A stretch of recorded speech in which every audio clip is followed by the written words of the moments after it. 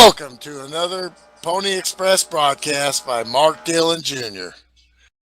Let us start this show by bowing our heads for a quick prayer. Thank you, Lord, for another day of doing what we love. For this gathering of sim racers, and for the chance to pretend to be real race car drivers. We ask that you watch over these sim racers and their families as they gather together to enjoy the hobby of sim racing. May their spouses and children enjoy dinner, bath times, Netflix, and bedtime stories without them. May their calibration stay true, their racing rigs hold together, and their connections stay strong. May they treat each other with respect, avoid bogus black flags, and nail some green flag pit stops. May they return every night to see their friends and teammates, to click drive one more time, and to partake in the camaraderie that comes with being a part of the sim racing community. Father, we also ask that you guide and protect our veterans and their families as they make sacrifices so that we are able to spend a few hours in front of our computers trying to be like the king or the intimidator.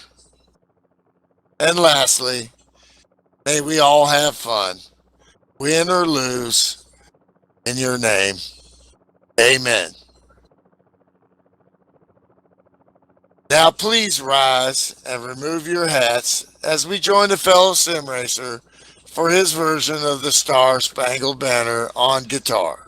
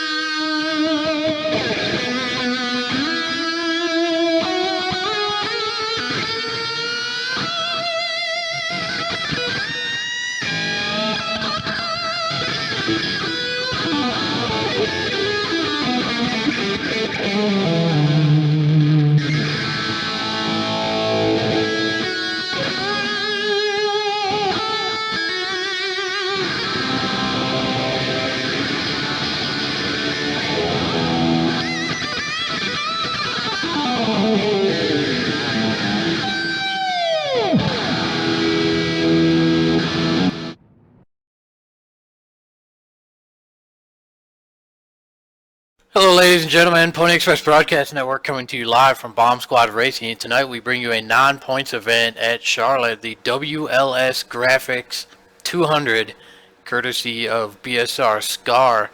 Joining me in the booth once again, ECT Bandit. Bandit, how you doing tonight? Not doing too bad. How about yourself, Mark? Not bad, not bad. Just a couple things real quick. Obviously, the Bomb Squad Racing family wants to ask that everybody keeps BSR AK Racer and his family in their thoughts and prayers. He's not doing good currently, The second thing, real quick, is looking at qualifying. Congrats to DJ Champ and Chevy Chase on their front two spots. I'll leave qualifying up on the screen, but while we're in happy hour, we got to get Scar in here to tell us about his business, WLS Graphics 200 or WLS Graphics.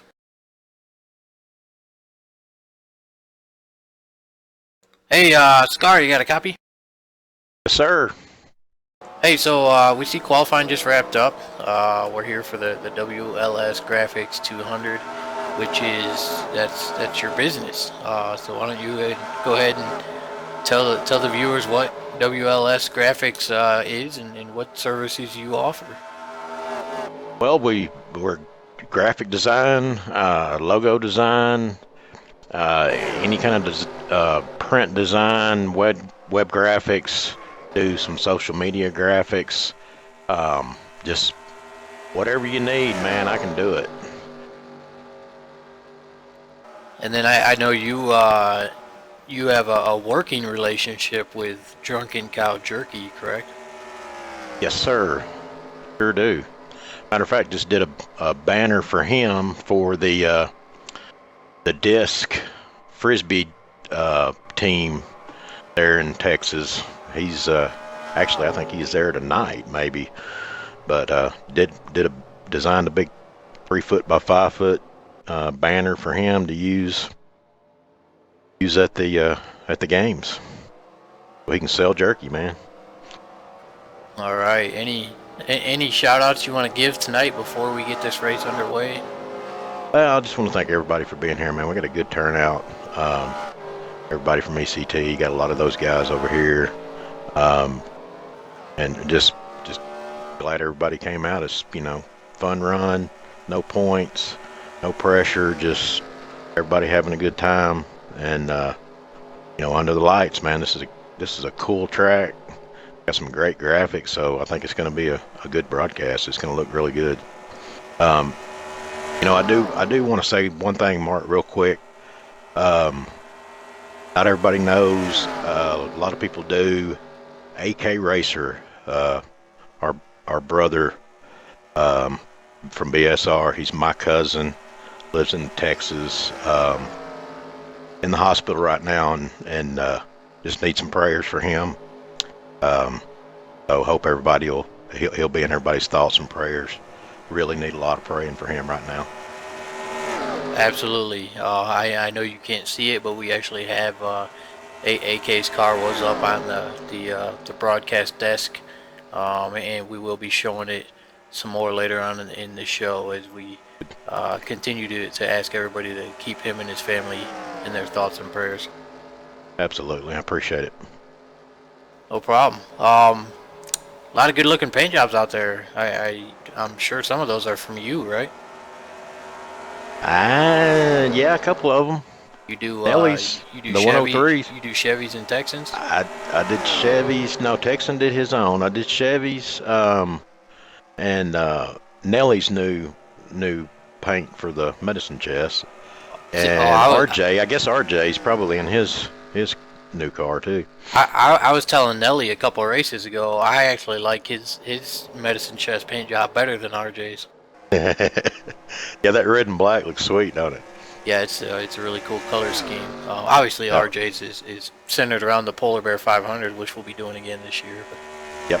Yep. All right, both those turned out really good. Yeah, we'll let you get back up there. Happy hour's over, and good luck with your race. Okay, appreciate it, man. Appreciate you guys. All right, so there you go. BSR Scar, owner, operator, WLS Graphics. He's obviously responsible for the race tonight, and so we thank him for that. Bandit looking at qualifying. A lot of big names in this race. Happy hour has just wrapped up. We're about to get the race underway. Let's actually do this properly this time and make our race winning picks before the race starts. All right, age before beauty. You can go first. All right.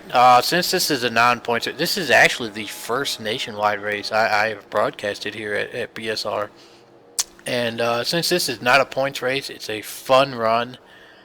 I am going to go. I'm not gonna go with a favorite. I'm gonna go with. Drivers, to your cars. I'm gonna go with Aussie Bill. All right, well, I'm going to go with probably what most people will think is a can't lose, and that's the 17 Cartoon Network Scooby-Doo car of ECT Chuck McClure.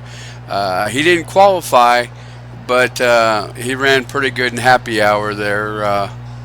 Matter of fact, he worked his way up into top three there. He's sitting in third place. It's kind of funny.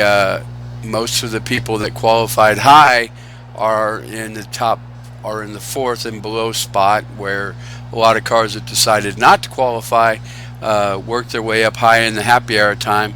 It looks like we're just about getting ready to pull off pit road for a 160 lap event. Start your engine. And I stood in a little bit, or listened a little bit in the admin / pre-race meeting, and I think they kind of made it clear that give a little, race a lot, and I think that was in relationship to last night. They would like to have more than 70% of the race under green this time. Yeah, last night wasn't too bad. Perhaps a little over the top. Is take a quick little look here at the number 83 WLS Graphics car. Well, I'm sure it's bright yellow. Well, you're definitely going to see it out there on the track tonight. He is actually starting in dead last next to Chuck McClure. Both of these drivers sat out of qualifying. Yeah, when we were making laps around the track, I was like, who's in the bright yellow car and what number is it? And they're like, can't you tell? And I'm like, I guess my eyes are getting old, because all I see is a bright yellow car with a white splotch. But after we got there and started racing around with them, I noticed the 83 was there. They're like, you can't see the black outline, and I'm like, I guess I can't see colors tonight. Looks like he's Scar's up there rubbing the wall. I don't know if he figures a flat right side is the way he wants to go, but it's going to be, like I said, a hard and fast 160 laps, no points. Pace car's taking the hard left off. Here we go for the green, Mark. And no surprise, DJ Champ, he holds the record for poles at Bomb Squad Racing, and here he is. He takes the green flag, heads off into turn number 1. And as they had worked their way through there, it looks like Chevy Chase. No, not Chevy Chase. Excuse me. I'm sorry. My track is not wanting to go. Not Terry Scott. DJ Champ has in the 91 car there taking the lead, and he's followed up quickly by BSR Terry Scott, RJ Rusty, and Chevy Chase, and first ECT driver would be back in 5th place, and that was ECT TJ, who pretty much dominated last night's race before he lost a header under caution.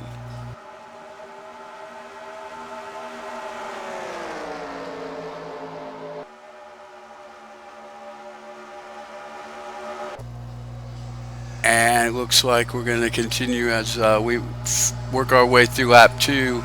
Again, BSR DJ Champ in the lead right now, and of course he qualified first last week on Thursday when we had our first of the 4 broadcasts, the first of my 3. Of course, this is number 3 for me, and then tomorrow is going to be Milt Miltner in the chair here with Mark Dillon, and they'll be calling the Team Series race, which since the Wichita Force doesn't play, I'm expecting to try to at least make an appearance, if not a good start. Yes, tomorrow night, Saturday night, Drunken Cow Jerky Team Series, the season opener for season number 31, a very long-running series. Everybody's single file right now, as we're on lap 4. Keep in mind, if these guys complete lap 5, then this race is official. There will not be a restart.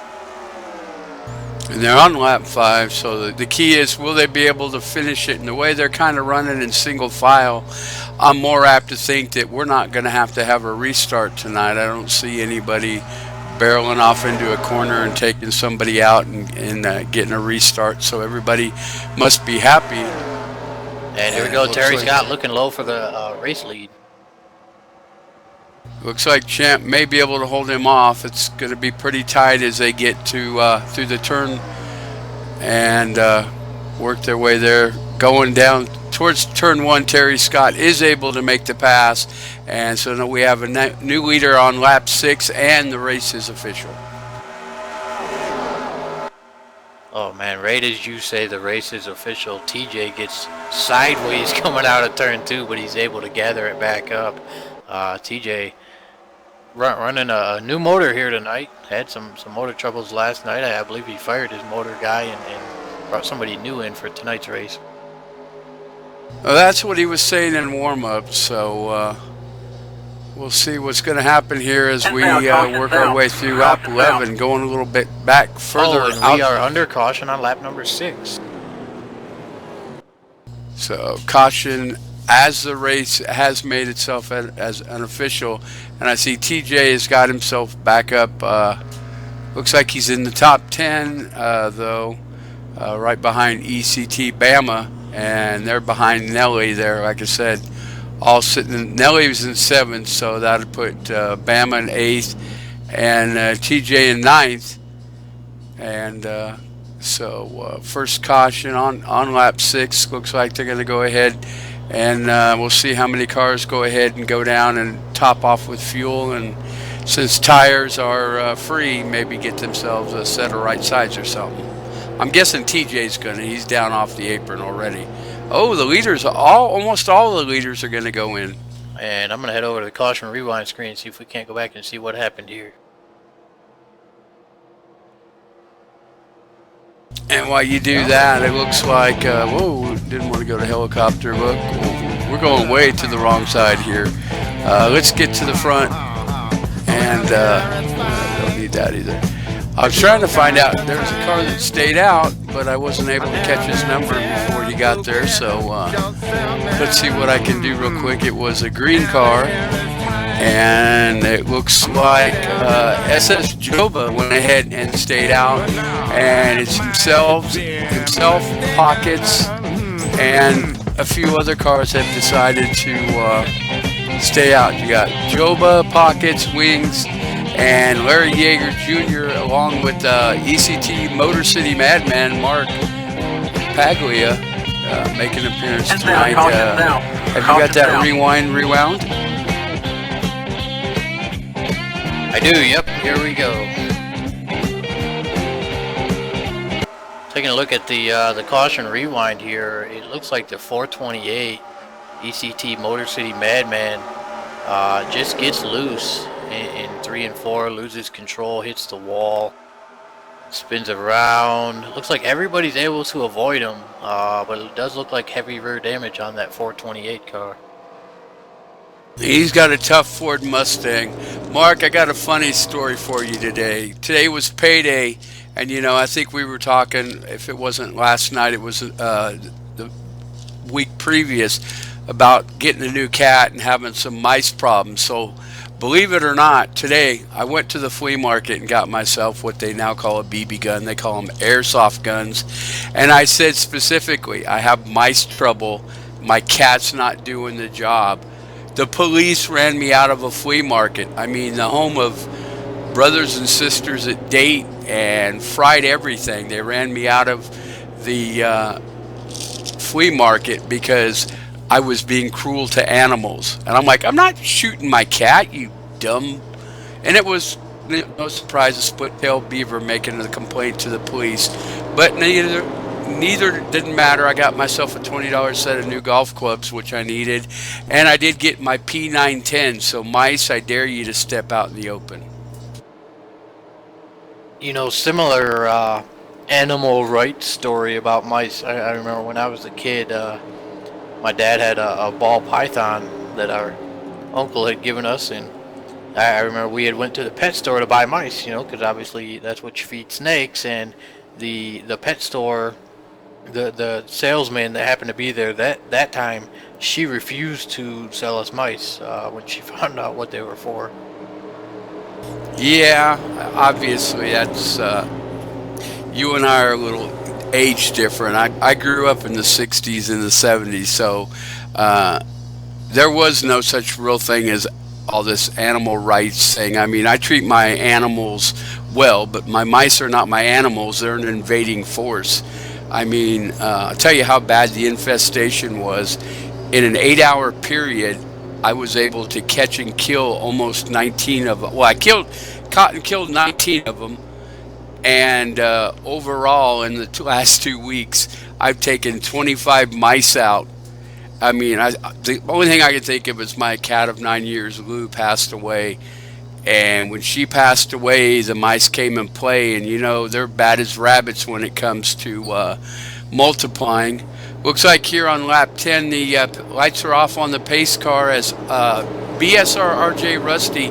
He stayed out, and so he's going to go ahead and pick the bottom and lead them to the green flag here as they work their way down the back stretch. But yeah, it's just kind of funny how you say you want to kill a mouse, and you're, you know, and in Wichita, Kansas, the hillbilly hideaway that I live, they are really anything anti-animal, which I could understand, a dog, a cat, maybe even a snake. But mice, are they really considered an animal? I mean, or a pet? I know my ex had a rat, which should have been a sign when I got together with her that she had a rat because, well, she's not listening, so I can say she was a rat. But anyways, pace car is going ahead and making that hard left. And RJ Rusty's going to lead them down there as they make their way through the quad oval. And green flag, Terry Scott with a really good jump on the high line. Terry Scott's going to take it down in there and see if he was had led some laps prior, and now he works his way right back at where he was before. He's back in the lead. Behind him, RJ Rusty on a little bit older tires, and the rest of the crowd following behind him includes Axel Foley and Killa in the 201. DJ Champ.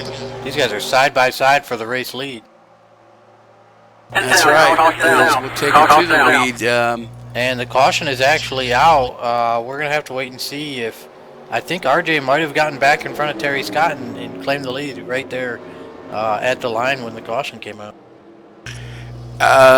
It's possible, according to this. Let's see what the official serving set. Yes, official scoring does put Terry Scott back. Or I'm sorry, puts Rusty back in first place. I'm going to expect that he's going to be pitting this time because he didn't pit, and Terry Scott sailed off there into the quad oval, the last leg of it, and just blew by him. So if I was Rusty, I would guess maybe it's time, since we have unlimited pit stops, it would be time to go ahead and dive in and get some new rubber there on that new Ford Mustang. Were you able to roll anybody in there and on the rewind and pick somebody up? We're looking right now. Well, I'll tell you what, you obviously found it quick, so it must have been a bad one.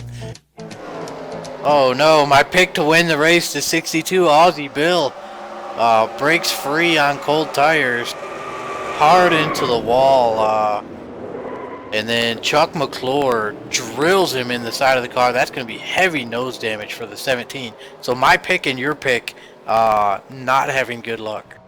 They canceled each other out, huh? Yeah, I'll tell you, there is going to be heavy damage for both of our picks. In fact, I think, yeah, Aussie Bill is out of the race. Well, if let's see, it looks like Chuck might have stayed in, though I imagine he went in pit road. Let's see if we can grab him real quick and see if we can at least get his side of the story real quick.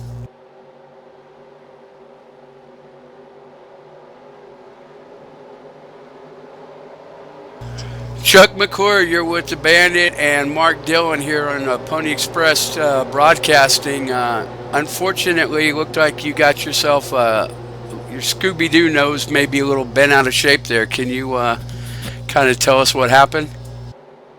The guy just spun down in front of me there. I don't know what happened, but I couldn't miss him, so I didn't hit him real hard. I hit it one time. I think I'm going to be okay. Well, we hope so. You do know, unfortunately, you were my pick to win the race. Oh, that was the problem. Okay, I got you, Robbie. At least you didn't blow your motor like my last pick, and that was under caution. But you know the bad thing is, Mark's pick was Aussie Bill, the gentleman who got loose and spun right in front of you. Oh, no. Yeah, we figured we canceled each other out with that.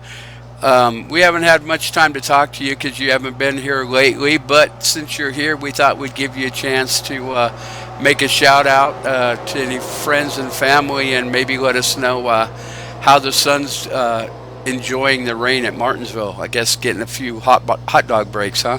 Yeah, he's probably got about 30 or 40 hot dogs down him by now, and yeah, pretty wet down there. But appreciate BSR putting this race on, and just want to come out here and run good for them. ECT guys, I hope they all do well too. All right, for those that may not know, why don't you let the outside listeners tell them about who your son works for and what he does in NASCAR. Well, he works for AJ Allmendinger. He's a rear-end mechanic, and he works at the shop all week and travels the races and living the dream, I guess.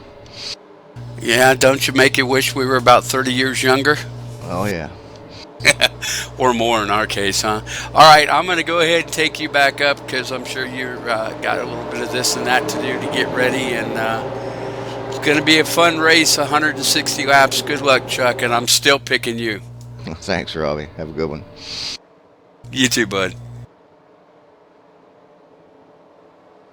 Keep an eye on a couple cars up here in the front. That 066 car who's going to be restarting in third as the lights go out. That's BSR Axel Foley. He doesn't just do the national anthem for Pony Express Broadcast Network. He also won his first ever cup race last night at Martinsville. And he did so by passing that 096 original Drunken Cow Jerky car on the final restart with 3 laps to go. So keep an eye on the 066 and the 096 and perhaps a small rivalry brewing between these two drivers as I saw them going back and forth on Facebook today. You know, I'm going to tell you, Mark, I'm a little bit, I don't want to go as far as shocked, but I'm kind of surprised that RJ Rusty didn't go ahead and dip in pit road, because Charlotte's not necessarily what you would call a, well, with a big field like this, to some extent it is a position track. But I mean, the way Terry Scott was able to just shoot around him on the outside where he would have the preferred line would make me think that maybe a set of rubbers and a small adjustment would be in order. But now he does have Axel Foley behind him, and I don't think he'll do the banana in the tailpipe trick, as they're going to push each other hopefully to the lead, or to stay in the lead, as the pace car takes that hard left down pit road. RJ Rusty, Terry Scott lead front row there here of the lap 15. And green flag. Better start for the 2 car this time. Maybe he knew better than we did, and he just had to get his tires in. But it's going to be a dog fight going into turn 1, and it looks like RJ's going to pull it out this time, and he's going to get the drop on Terry Scott. And oh my goodness, you'd think I knew people's names by now, but Axel Foley, of course, how do you forget a name like that, does slide into third place, and it looks like Killer there, BSR Texan, moving into third place. Or fourth place, I'm sorry. I can't count. DJ Champ, our pole sitter, he's back in P5 now, trying to work his way back up to the front as Axel Foley and Killa are side by side. And now DJ's going to take the low side and pull alongside Killa. I'm just checking while you do that. While you're sitting there at the front side, Chuck McClure has already moved himself into position 16 and looks like he's setting his sights on BSR Pockets. But Pockets proved us last night you can hang towards the back and still get a great finish, as he was, if I remember right, one of our top 3 finishers. Pockets actually finished last night's race on his lid. Not very happy about it. That's right. He went back and forth and back and forth. That's what I was thinking. He had his chance up there towards the front till he got turtled. But like you heard it there when he spoke about it, Chuck says he doesn't think he has much damage as he's passed 2 cars as he was starting shotgun on the field. But it looks like he's going to be content to run behind Pockets for a while, as occasionally, as you can tell, we don't get our radios dialed down quite quick enough. As we've got, whoa, I see caution there in the quad oval. Oh my God, what a shot there. Cars in the dirt. Oh, the O2, that would be ECT. Bama just took a shot. He was spinning and somebody came up and put a nose into his rib cage there, or right into the door, and so it sent him spinning a couple extra times. While you're going ahead and pulling that up, you may have been right on it, but while you're pulling it up on the replay, we'll see kind of what's going on in the front of the field right now. Terry Scott was actually able to pass RJ a couple laps ago and reclaim the lead. Meanwhile, Aussie Bill is out of the race. We are 21 cars on the lead lap. We'll have to see if that stands after this latest caution. Looks like, nope, Terry was pulling a fake job. Looked like BSR Terry Scott was going to go ahead and go down pit road. He got down on the apron, which is usually a universal sign that I'm pitting, but I think maybe he just wanted to play a little game with RJ, have RJ wonder what was really going on. And we'll see what happens as they round turn 4 and where they go. But DJ Champ sitting in 3rd, Axel Foley in 4th, and the cars making their way in. It looks like Terry Scott, and for the first time, RJ will be hitting down pit road, as it looks like I'd say a big majority of the lead lap cars, which there's 21 cars on the lead lap. So some of them will be going in to fix damage, and some maybe just had to bake the set of tires there, making sure they didn't hit anybody. Mark, don't let me talk all night. When you get to that rewind, I want to hear exactly what happened, because all I seen was a flurry of tire smoke and cars in the dirt, and then I seen the O2 of Bama spinning and then taking a second shot, or maybe even a third shot. Yeah, so we just watched the replay, and let me start off by saying that Joe Simpson has joined us watching the show, and Joe had literally just typed, "I'm picking Chevy Chase to win the race," and no sooner had he typed that than Killa got a little loose. Chevy ran into the back of him, and from there Chevy turned into a ping pong ball. So far, all 3 cars who have been picked to win tonight have immediately been involved in big wrecks. So I gotta ask the viewers, please do not pick any more cars to win tonight, because tonight is obviously cursed. Well, it's a non-points event, so you know the drivers are going to turn up the wick just a little bit more, as they use a NHRA term. You know, off the subject, but on the subject of weird things, is anybody here a fan of FS1? Because I don't understand. 1 minute, okay, we got NASCAR coverage, and granted, it got rained out, but 1 minute I'm watching about a Martinsville clock. I go to the bathroom, I come back, and there's soccer. Now, I'm sorry, I'm from the older generation. Soccer was not an American sport. We played football, we played baseball, we ran track, etc. We wrestled, shot basketball. But it's really odd. How do they go from racing to soccer? And they should tell me ahead of time. And they probably, actually, now that I think about it, it's been the promo on Speak for Yourself all week. So I guess that's kind of my fault for not listening. Yeah, I don't. I don't have TV anymore. I turned TV off when I got out of the army 3 years ago, and I've never turned it back on. So I don't watch the new snazzy NASCAR with the stages and caution clocks and all that bullshit. And I really don't miss it. Well, unfortunately, after breaking my spine 8 years ago, TV was about the only thing I could do for dang near a year. I mean, I didn't do much sim racing. I did some, but very little because obviously because of my injuries, I had a hard time even sitting in a chair.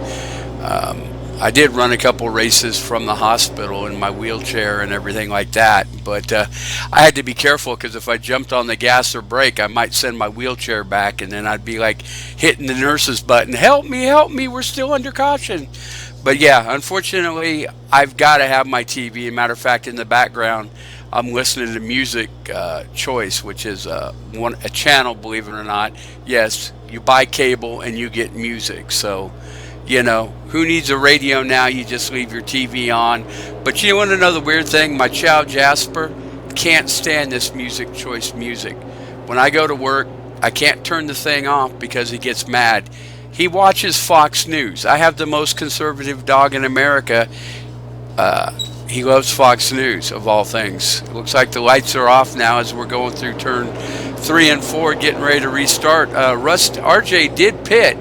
But I'm guessing he took fuel only because he was in and out before Terry Scott even got the jack underneath him for the first time. So looks like it's going to be the same too. So as they say in Led Zeppelin, the song remains the same. This time RJ is going to have the lead. Terry Scott's going to be in second place. And got a few other cars that have made their way up. That 428 car with heavy rear end damage, he's up there in P3 now. I'll tell you, Mark is a racer. He's from Michigan, so he's used to the cold weather. And beside him, you got DJ Champ. And then behind him, you got Axel Foley and Nelly rounding out the top 7 as the pace car makes the hard left. It looks like it's going to be Rusty versus Terry Scott on the restart. Well, the other Mark, me, I'm also from Michigan, so I like that 428 car a little more now. If it was a Chevy, I would really like it. So Mark's from Michigan, huh? I'm from Michigan, yep. It's kind of funny as RJ kind of checks out on the field, gets about a 6 car length lead. I'm originally from California, and in my classroom, there was like 5 of me's, 5 Robs of forms. We had Rob, Robert N, Bob, Bobby. I was Robbie. I know it's hard to believe it. And now it's 6 foot, 250 pounds to be called Robbie, but why not? It makes me feel young. That and a bottle of hair dye, and I can fool half the women because they're drunk half the time. But I come now, and I had to fight to get my name, my son, which, by the way, I do want to take a chance while it seems Rusty has kind of checked out, and Motor City Madman has moved into second place past Terry Scott. I do want to take this chance to wish my son, I know he's probably not listening, but just on the odd chance he is, I did text him and give him the address for tonight's race. But Cole, happy 14th birthday. Your dad, he loves you very much no matter what everyone else tells you. And I want to give a quick shout out to Race LM servers for providing the server here at Bomb Squad, ECT, all the good leagues run on RLM. Bomb Squad Racing, WLS Graphics, obviously this is the WLS Graphics 200. Truck and Cow Jerky, and the rest of the sponsors I may or may not have forgotten. Oh, and that's going to be a big crash. Our pole sitter and Mark Paglia, the 91 428, huge crash. The 33 Jimmy Dale gets caught up in it. Yeah, I was watching. You're probably going to have a better view of it than I did, Mark. But look, Terry Scott just got past Mark Paglia, also known as the Motor City Madman, kind of a tip of the hat, I guess, to his Michigan roots. And he just cleared him. And about the time he cleared him, I don't know exactly what happened to the 428, but he shot into the outside wall. And unfortunately, anybody on the high side was having a hard time avoiding him as RJ has to slow down. Whoa! It looked like Nelly there slowing down, and 2 actually spins down to the inside of the track, but didn't look like he hit anything as RJ has to slow down even more to let the field and the pace car catch up with him there. And looks like we're going to get ready to go into turn 3, and the pace car does have the field as we're in our, I believe, our 4th caution now. And yes, we do want to thank WLS Graphics, ROM servers, of course, Bomb Squad Racing and ECT. They've kind of got together in an alliance, kind of a throwback to 8-10 years ago when there wasn't a race that didn't have both drivers from both teams in it. And that's kind of what they're working towards now is, I know ECT Pete Sindone and BSR Pockets have been talking, and they're going to start coordinating so that we don't have duplication on nights, so that we can get together and race, get that fun team camaraderie, but yet at the same time little team spirit fighting, just like a little high school and college football. Again, quickly out there is RJ Rusty. I don't know, maybe I need to see if I can hire his pit crew if I can make the race tomorrow.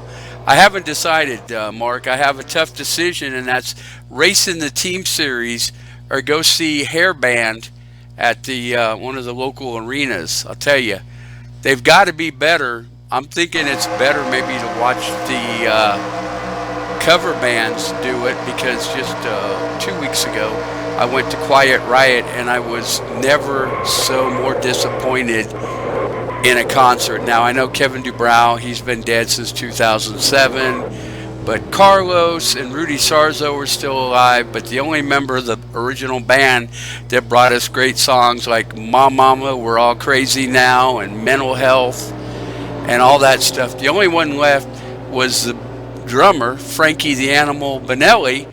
And the scary part is he didn't look like the Animal anymore. He looked like my grandpa. And then I started to realize, heck, they came out when I was a freshman in high school. So that, let's just say if we give him 5 years on me, the poor guy's knocking on 60. I mean, but he didn't even look like an Animal. He looked like he weighed about $125. And the only exciting thing about the whole concert is I got to flex a little muscle and get in a little skirmish, I guess we'd call it. It wasn't a full-blown fight. Just about the time I threw a fist, security jumped in and moved the jerk that was hassling me out of the way. So it's the first time in my life I've ever walked out early on a concert. That's how bad it was. And here we go. We took multiple looks at that caution. It looked like the 428 came down across the nose of the 91, and they both turned into pinballs. The 428 is now out of the race. So we are down to 20 cars in the field here with 130 laps to go.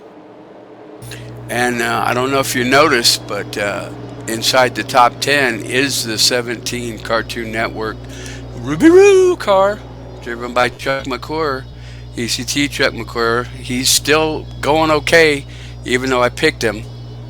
But then again, in hindsight, look at how far TJ went. He led, 90% of that race last night till a header went loose there, under caution of all things. That was heartbreaking. I was just kind of bragging to you on the off channel. Look at the way TJ's running. And next thing I know, they're under caution, and he's going, and he pulls off pit road.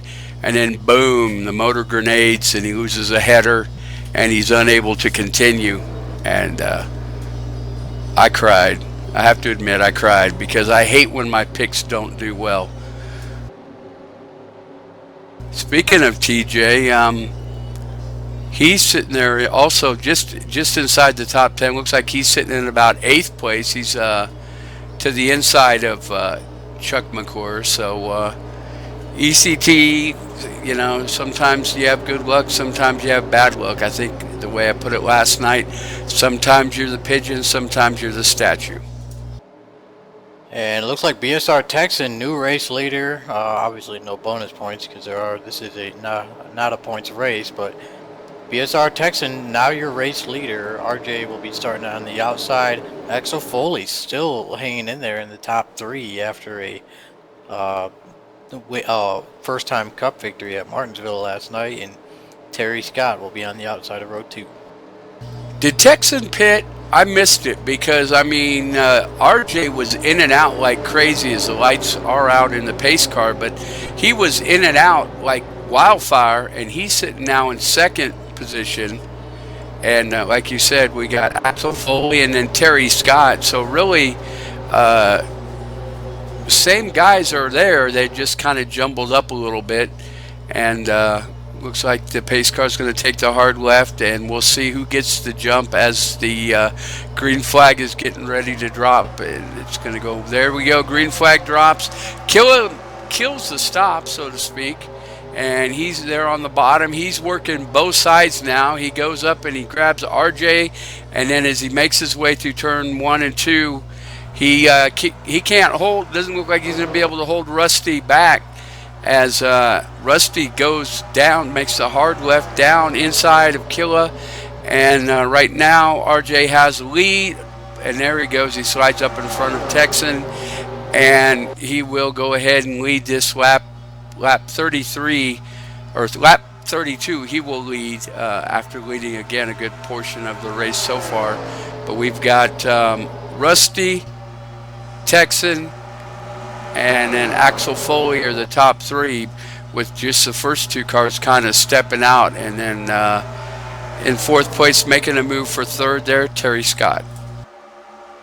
Yeah, Terry Scott's brain fade trying to follow him low there, get by Axel Foley. And brain fade gets a piece of the apron, gets sideways, sends Nelly into the wall. That's going to be a caution. Nelly and Manny Diaz doing some figure skating there across the tri-oval. Ouch, and that's kind of hard because I was kind of hoping for good things from Manny, because Manny's a good, quiet, clean driver. He's not a talker like me or a rocker like some of the others. But I tell you what, the young man from, I believe he's from Long Island, I know he's definitely from New York, just forget about it. But he is a good, hard, clean racer, and it looks like, unfortunately, he took a pretty good hit, and so it's going to be hard to tell what happens there. As the top 4 in reverse order, and 4th is Axel Foley. 3rd looks like he's turning off, like he's going to pay. Yeah, he's going to, well, no, he's just slowing down so he doesn't pass the pace car. 3rd place is Terry Scott, and then we've got Texan in 2nd, and RJ Rusty, BSR RJ Rusty, has got the lead. A good intermediate track driver, Rusty is, and he's really got quite the setup. I know during practice he was offering his setup to others, and so obviously he knew he had something, and so far he's kind of proven it, as he's kind of he obviously has led most of the laps. Unfortunately, like he said, no points or bonus points for leading laps, but at the same time it's kind of like a positive, and he's going to go in. It looks like he might be pitting this time, and yeah, he makes the hard left. Let's kind of watch him and see exactly what he does on his pit stops, that he is so fast.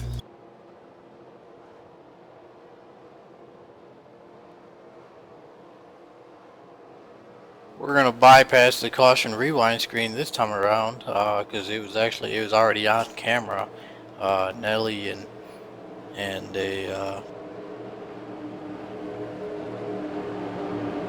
Manny Diaz involved in this caution.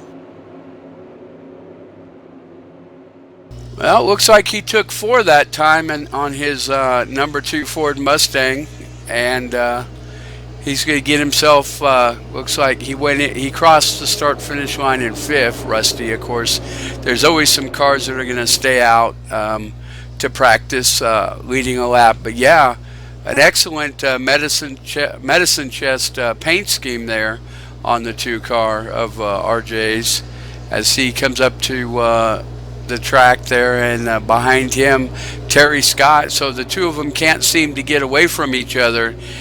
And no, excuse me, that is not Terry Scott. I apologize, folks. That looks to, is that Texan? Yeah, I believe that's Texan behind him. Terry Scott is the third car, so Terry Scott will be sitting in 7th place, but once these probably other 4 cars pit, that'll put them right back the way they were last restart, with RJ on the inside, Texan on the outside, and then sitting in 3rd place again will be BSR Terry Scott.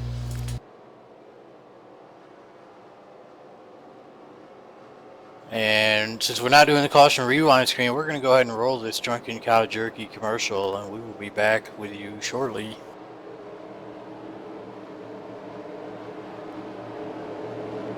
Made with the freshest ingredients from local growers, it's Heyman's Drunken Cow Jerky, delivering 5 flavors of whiskey-soaked steak jerky made in the heart of Dallas, Texas.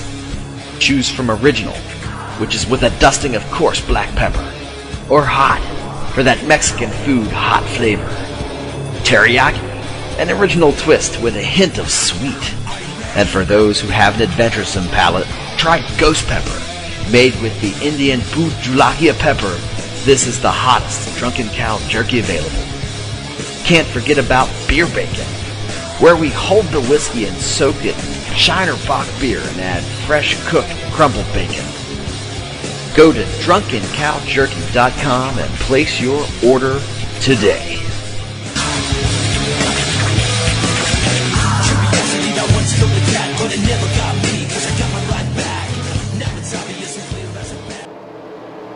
And we're back. Chuck McClure in the 17, ECT TJ in the 51. They are your front row. It's going to be Chevy Chase starting in P3 with Pockets pulling off to pit now, so it'll be Axel Foley in P4. Yeah, and racing with these two guys, they don't necessarily pit every time, especially when they've, in the case of the 17 car and to some extent the 51, they have been mildly involved in some skirmishes further back. So as I said, running with them as much as I do, I know they both believe the best place to be is the front of the field, and they're both lined up behind the pace car, and the question will be which one will fall behind the other, but I expect that they'll pretty much take off, fall behind each other, and try to see if they can check out on the others, but I don't know that I necessarily see that happening tonight, as obviously we have a very tight and talented field here in this WLS event. The lights are out, and we're going to restart here on lap number 40. 120 laps to go in this race. The WLS Graphics 200, live from Charlotte on Pony Express Broadcast Network.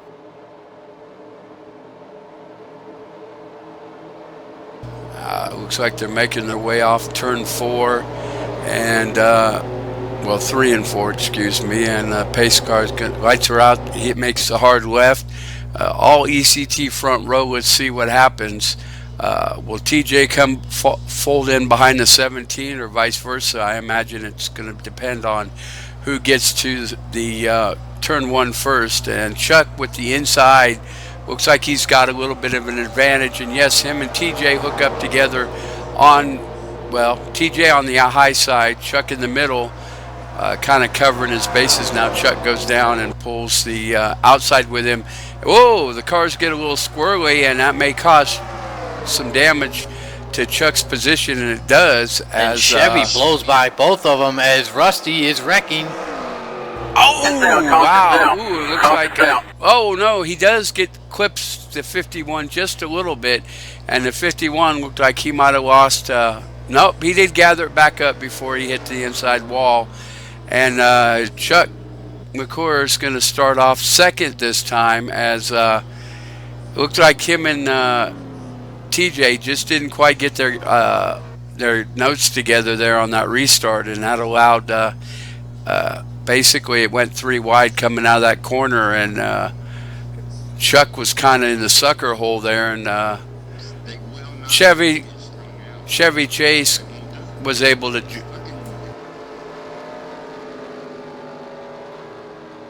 We're going to go ahead and get a word from the 096 here real quick. Caught up in an earlier caution. Hell of a, he just blew by those two cars and took this lead.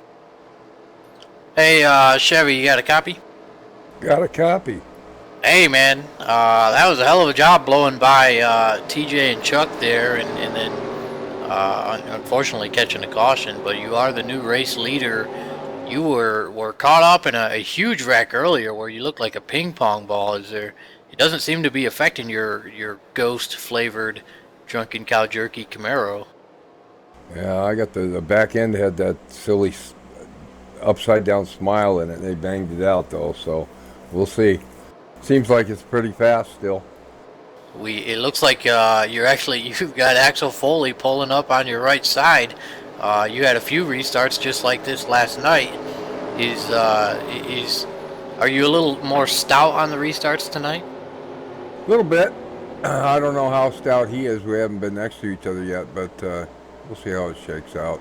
Those guys, I don't know. Chuck went in front of, to answer your other question, Chuck went in front of TJ, and they kind of slowed down a little bit, so I just went through the corner and came out in front. Yeah, not sure what happened there. It looked like you just flew right by him, and then Rusty just lost it there. We were talking to Scar during happy hour. Scar is cousins with AK. Do we have any? It didn't sound like there were any updates. Still the same as last night. There's no updates. They're going to do a brain scan, I think, on Monday, and we'll know more then. All right. Well, we're certainly, everybody is keeping AK in their thoughts and prayers. AK and his family, and I know that is weighing on your mind as well as everybody else's out there. Yeah, keep missing the 93 car out here, no doubt. All right, well we'll let you get back to it, and good luck with the rest of your race. Thanks a lot. Mark, looks like we got at least one more lap of caution while we got a chance, and gonna grab a couple other drivers here while we're under caution. I'm gonna see if I can get a word with ECT Bama. He's kind of had a busy night tonight, so let's see if he's got a second to talk to us. Hey, Bama, this is Bandit up in the booth. You're with myself and Mark on the Pony Express Broadcast Network. You kind of had a little bit rougher night than you had last night. We seen you got a little bit of damage there when you were played part of the pinball game, but can you tell us in some of your own words, maybe not all of them as I've been listening, what do you think your likelihood is of a successful finish here tonight, and if anything will be the detriment of a good finish? Well, right now, like I said last night, patience is the big key right here. Guys are just trying to, it seems like to win it on the first lap. They got to get in single file and let these tires heat up, or we're just going to have a melee. You know, making adjustments is all well and fine, but the main thing is give it a few laps, get your rhythm down, and then run your race. Are you in the X-Lax? I've been in the wrong place at the right time, or it just seems like I don't know. Maybe I just shouldn't say anything right now, Rob. Well, how about we do this? If you've got any shout-outs or thank yous you'd like to go ahead and do, how about if we go that way? Yeah, I'd like to thank BSR for hosting this race, and to Drunken Cow Jerky also for putting this up. Pockets has went out of his way to make sure that we have a good race and a big field, and I appreciate that. I just hope we can continue with this, and it'll get better for everybody. All right. Well, I'll see you Monday night when you and I are sitting in the admin's chair over at ECT in our Aero Thunder series. So you hopefully have a good weekend, have a good race. Hopefully some things will help you in the old blood pressure. So good luck, and I'm going to go ahead and get you up there as we're getting closer to getting back to green flag. 10-4, brother. Thank you. Uh-huh. And the lights are out on the pace car. We're going to get back to green flag racing. Here it is. We saw this last night. The 096 and the 066. Last night they restarted like this with 3 to go, and Axel Foley made the pass on the high side and took the win. Let's see what happens here. Yeah, we got 120 laps to go, and so the green flag drops, and it looks like Texan's going to go work his way around the outside, and he's going to take the lead there, and that's what we kind of semi-expected to happen. Actually, Chevy Chase and Axel Foley will be the first 2 cars, and then after that we have Terry Scott and DJ Champ. Whoa! And we've got Axel Foley going through the grass. I guess he did. Does he have a sponsorship from Aaron's? Look at that. He gathers it up, gets back on the track, and looks, as of right now, he's able to keep it going forward. Cars do slow down, so that's going to separate the field as the first 3 drivers, which would be DJ Champ, Terry Scott, and Chevy Chase, pretty much have a quarter of a track lead now over everybody else, as everybody decided they better slow down and avoid a grass cutting Axel Foley. And the question is, can the rest of the field team up together, Mark, and run these 3 cars down? Yeah, it looks like Axel Foley has it back going again. A little bit of heat in those tires now. Meanwhile, we're taking a look at this 83 car. Is still a lot of dust through that tri-oval from Axel going through the grass, and we are under caution. I don't think it could be the dust and debris, but I'll tell you what. Oh wow, there's about 7 cars piled up over here. Not sure what happened. Maybe the dust and debris got in somebody's eyes and they got loose or something. I know that the replay will let us know, and a matter of fact, ouch, for those of you that are ECT fans, I noticed that the brake seems to be just around the place where TJ and Chuck McClure were. Hopefully, looking at it right now, it looks like Joba got into the back of TJ, and TJ is out of the race. Nelly involved, Bama involved again, Chuck McClure involved. Just a lot of people in the wrong place at the wrong time. Glad I didn't pick TJ, because then he'd have 2 reasons to blame me for the last 2 nights. But I imagine that they're racers, so they knew it was a no points event anyways going into it. So I expect that you'll find them on pit road getting the sheet metal straightened out. But yeah, I see Chuck at least is making his way down pit road. Looks like with Nelly, and in front of him is ECT TJ. And I know there's no points, and it's kind of like we're at Charlotte, the home of the oh my gosh, I took instead of a brain fade, I had a brain fart. Not the Open, but you know what I'm talking about, in May. What is that race, Mark? Boy, I'm feeling stupid. I'm sorry, I was doing something behind the scenes, so I actually wasn't I'm even paying attention. I'm trying to remember the race in Charlotte, the All-Star race. Basically, the Charlotte All-Star race. Went through many names, but I think that's what it's called now. And I said they're driving a lot like this is the All-Star race, where you know, bring me back the steering wheel or the trophy is kind of the way it's kind of going tonight. Matter of fact, that was why I pulled up Bama earlier, is I had him on a closed channel, and at least I hope it was closed. And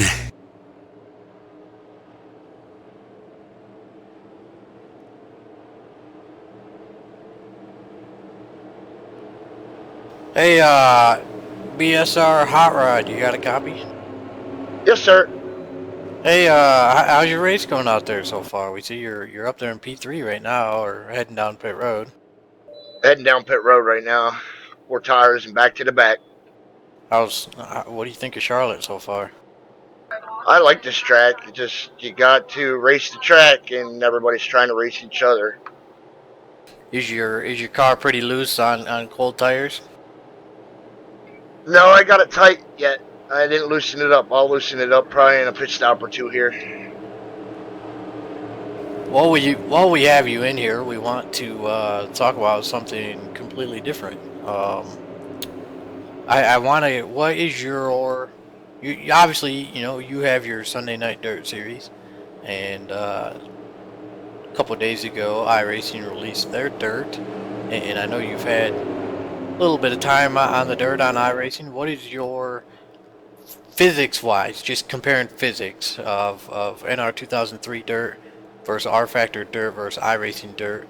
What are your initial impressions on the iRacing dirt physics? Originally I didn't like it all that great, but the more I'm running it, the better it seems to be. It's way better than the NASCAR game. The NASCAR game don't really drive like dirt. It drives like blacktop. The R Factor was closer to a dirt game, and it still had a macadam feel to it. But the new iRacing dirt seems to be pretty close. I don't know that you could get a better dirt in a sim than what they have right now. And obviously, they just released it. They're gonna make a lot of updates to And not changes, just the physics, it'll get better. the car setups as well. It's really not even an official release Game yet, right? Yep. But yeah, I expect good things out of it. It's definitely slippery. I can't drive the street stock more than a lap or two without spinning out. Yeah, they're tricky. You got to drive them pretty much with especially at that USA track. You got to drive them with the gas pedal a lot. They're got to real slow is fast with them. So it almost seems like you're not moving at all when you're running them. Yeah, it seems like you're going really slow, and I guess compared to the sprint car, you are. But anyways, the lights are out on the pace car. We wanted to get our resident dirt expert's opinion on the new dirt sim out there, and thanks for the insight, and good luck with the rest of your race.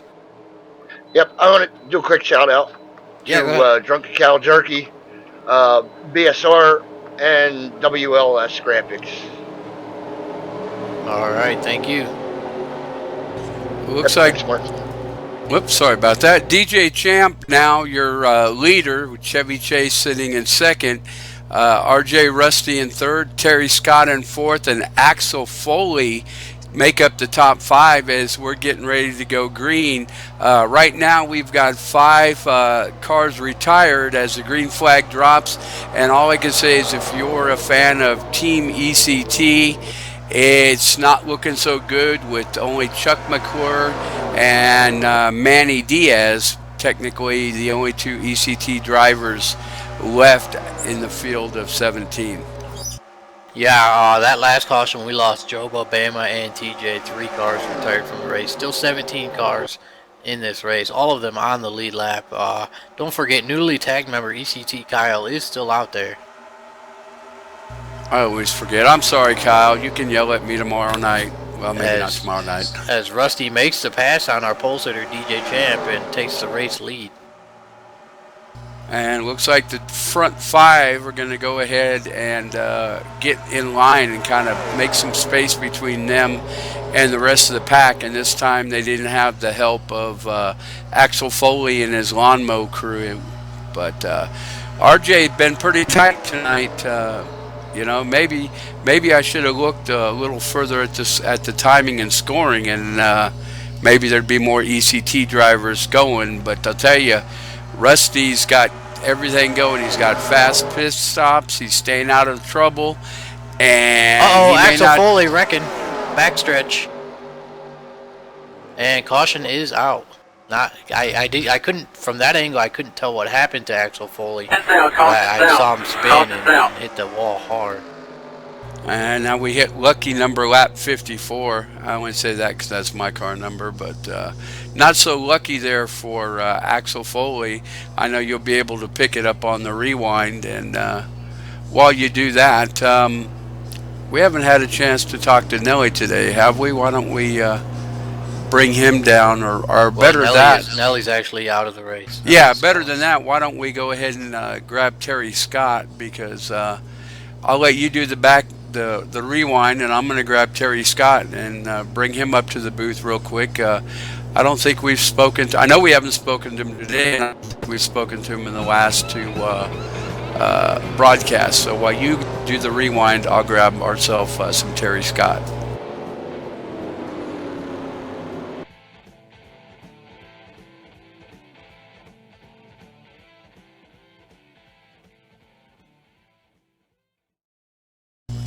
Terry Scott, you got Bandit and Mark up here in the booth. You've had a pretty good race so far. Yeah, not much of a race. A lot of caution laps, keeping you guys busy, I bet. Oh, that's okay. That's why we make the big little bucks. Got a fast car, just can't go anywhere, you know, just hanging out here, hoping we get a good, you know, maybe a fuel run in. Well, that was my question. You've been able to work your way, especially I've seen you on a couple of restarts where you've been able to sail off on the outside and just quickly put yourself in first place.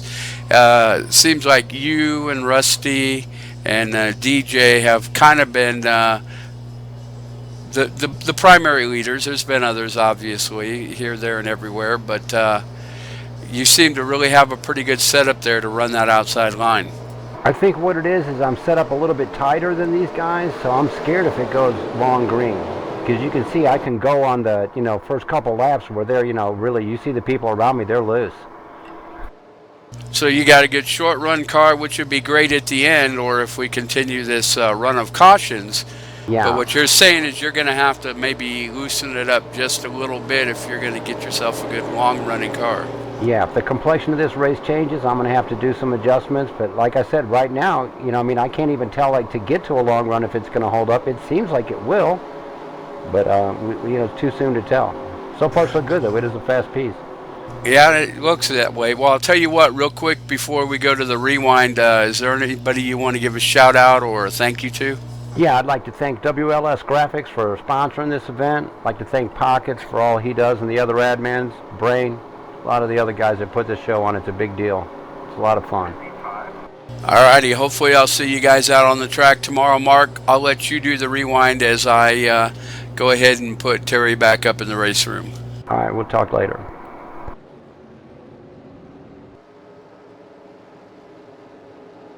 Hey, Pockets, you got a copy? Hey, what's up, fellas? Well, you know, just broadcasting the WLS Graphics 200 live from Charlotte. What's your take on WLS Graphics? WLS Graphics, that's my good buddy Scar, BSR Scar, Tim Scarborough. He does a lot of stuff, from everything from flyers for the softball tournament to drunken cow jerky bags, and does a lot of fine artwork for us for all our cars here at Bomb Squad Racing. He does the most badass renders I've ever seen on NR 2003 as well. You know, he's been doing them for a long time too, and that's kind of one of the prizes you get here during our weekly series. People race hard for that render that gets posted on Facebook and stuff like that, because he always has, you know, no two are ever hardly the same. He does a lot of work. You know, I was looking back. It's amazing that we've been on Facebook for 6 years. If you go to our Facebook page and look at the photos, there are literally hundreds of renders on there. It's just incredible. Great job he does. Now, which Facebook name would that be there, Pockets? Bomb Squad Racing. There you go. In case anybody didn't know, you want to check out some of those renders there Scar does. Check him out at the Bomb Squad Racing Facebook page. one of the first to actually grab hold of that social media ring, now being on Facebook, as he said, over 6 years. Yeah, we went to Facebook because basically it's just, we use it just like a free website, and there's, the majority of sim racers and people are on Facebook, so it works real good. Everything's instantly. You can pop a picture up there. We can message each other and do that stuff like that. So it works out good for us. We like using it. Is that where you send your little letters from the editor, so to speak, to other drivers? I post them there. I post them. I make sure to send an email for the very few people who aren't on social media, and we've got our own little private group that I can send a nasty email to a driver if I need to without sharing it with the public, which a few people may get a few tonight after this race. Well, yeah, they are driving a little hard for a non-points race, isn't it?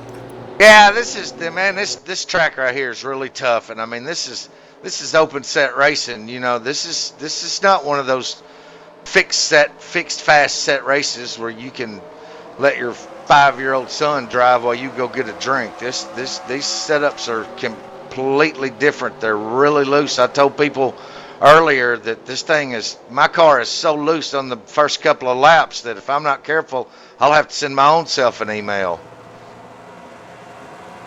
All right, well, the green is back out. DJ leading the race. Pockets, good luck with the rest of your race. All right, thanks, fellas.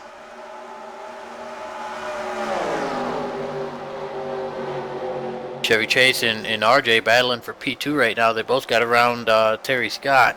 Meanwhile, BSR Scar, our race sponsor, he's up there in the top 5 now.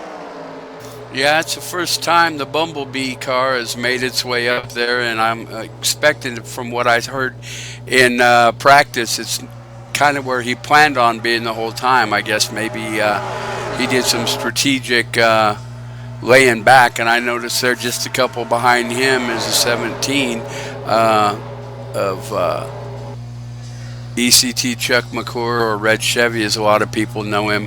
Oh, it looks like somebody else decided to do a mowing job. The yellow hasn't come out yet, so the drivers bunch up, but they race hard until the yellow, and looks like this time it's going to stay green. I don't know exactly what happened, but DJ Champ is just kind of slowly stepping out on Chevy Chase, Terry Scott, and the rest of the group that are following. Texan able to get around Scar and move up into P5. Chuck McClure as well moves up into P6. As Chevy Chase looks low for the race lead. And it looks like he's might be able to get it, as going up high is not exactly where DJ Champ's car wanted to be, and he wiggles a little bit and cars go around him to the bottom. But I imagine that he'll have that Dodge Mopar reset and ready to race, as right behind him is tonight's race sponsor there for WLS Graphics, BSR Scar.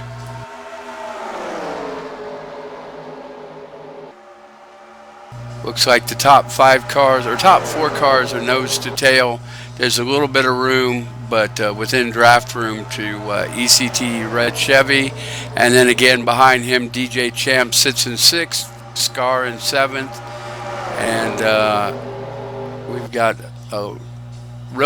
another car. By the way, for those of you that missed it, Nelly retired after that last accident. So we have 6 cars out from the original 22 or 23, excuse me. So that leaves 17 cars racing, all of them on the lead lap currently, as we hit just finally break 100 laps left in this 160 lap race.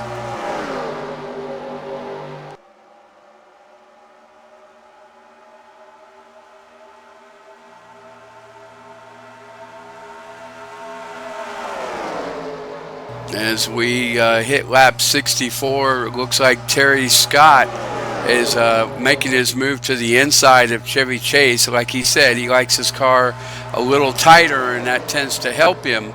But he hasn't had a long run. Matter of fact, this is probably one of the longer runs that we've had so far this race. And because of it, It's going to tell us a lot more about what's going on with everybody's cars, because those that have a good long run setup are going to start working their way to the front, and those that maybe had a tight short run setup are going to find their way to the back of the field probably faster than they realize, as Terry Scott steps out and takes about a 3-car lead. Chevy Chase is being swamped on the bottom side. Whoa! Chuck McClure has to tap the brakes. He touches the grass, but keeps going.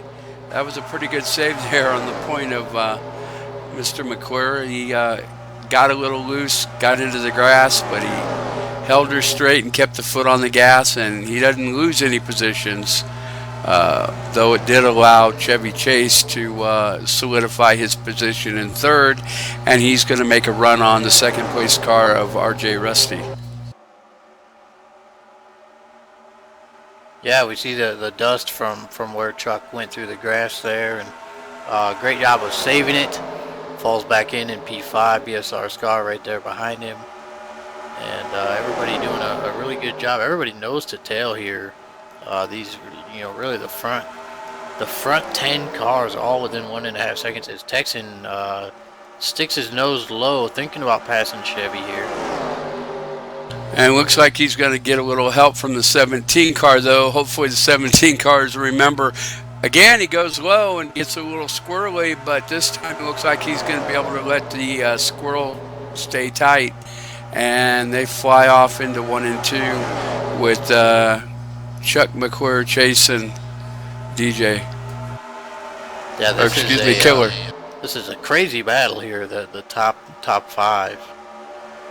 Very intense, and every time Chuck gets a run there on the bottom, his car gets a little squirrely, so his car probably not set up to run that bottom part of the track.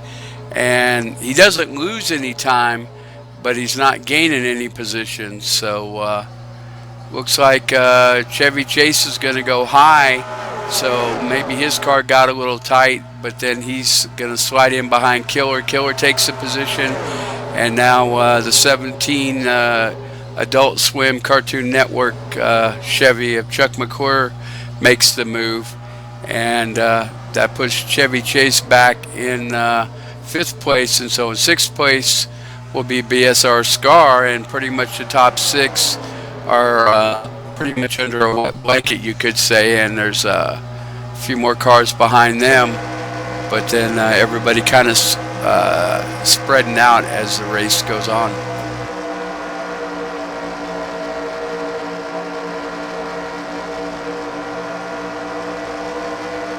Riding along here with Scar, you can see a look up ahead at the battle that the front 5 cars are having. Rusty loses his position, goes up high. Chuck McClure able to put the move on him, and the question is, will Rusty be able to hold off, or will Chevy Chase be able to take a position from him also and move him all the way back to 5th place?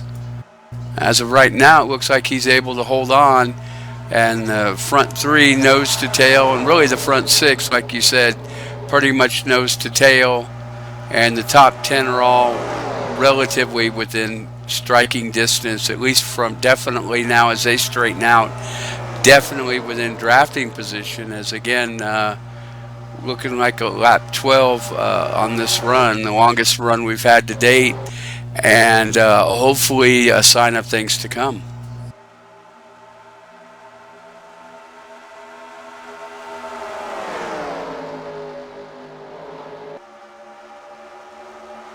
And it looks like we're getting ready to, not quite, but we're coming up on lap 75, which is not quite halfway. Actually, lap 80, the completion of lap 80 will be the halfway mark for tonight's race.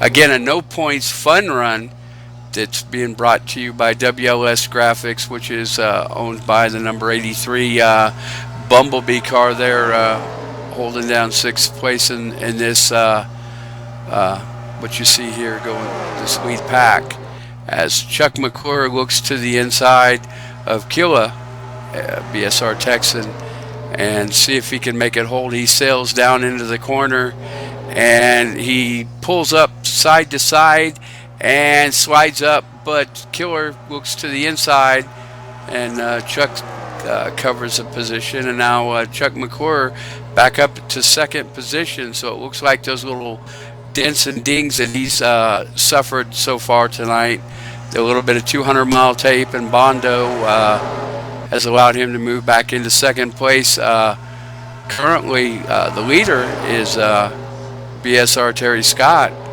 who's was worried about if his car could hold on in the long run, and it seems to be doing well, but we'll see what happens if he can hold off the challenge of Chuck McClure. And as we're closing in on the halfway point of this race, we want to get this out of the way before perhaps our first round of green flag pit stops. We're going to go ahead and head over to our veteran salute. As always, Pony Express Broadcast Network, midpoint of the race, we like to do a veteran salute. So on behalf of Pony Express Broadcast Network, to all of the veterans out there in this race, not in this race, watching, to all of them out there, thank you for your service, and we hope you enjoy this salute.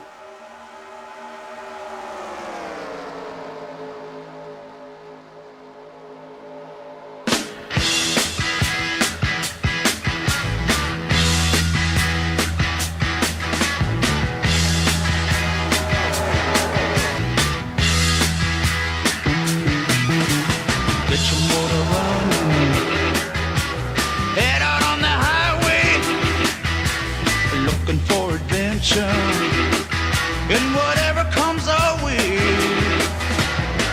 yeah, darling, go make it happen. Take the world in a loving embrace. Fire all of your guns at once and explode into space. I like smoking lightning, heavy metal thunder, racing with the wind, and the feeling that I'm yeah, darling, go make it happen. Take the world in a loving embrace. Fire all of your guns at once and explode into space. Like a true nature's child, we were born to be wild.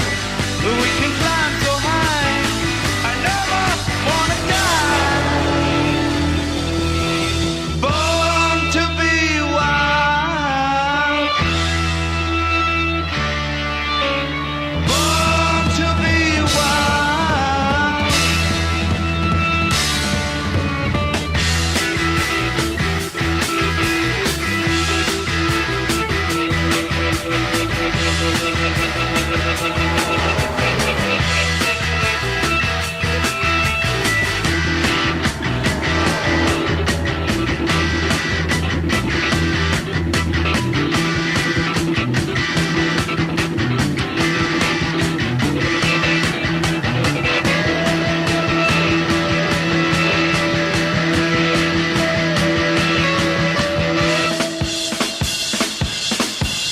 Get some motor running, head out on the highway, looking for adventure, and whatever comes our way.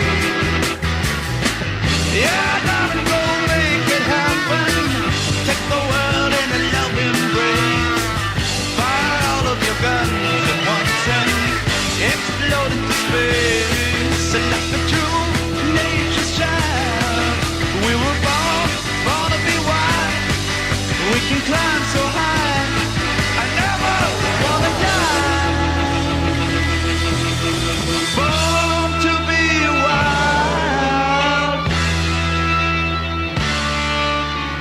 Born to be wild.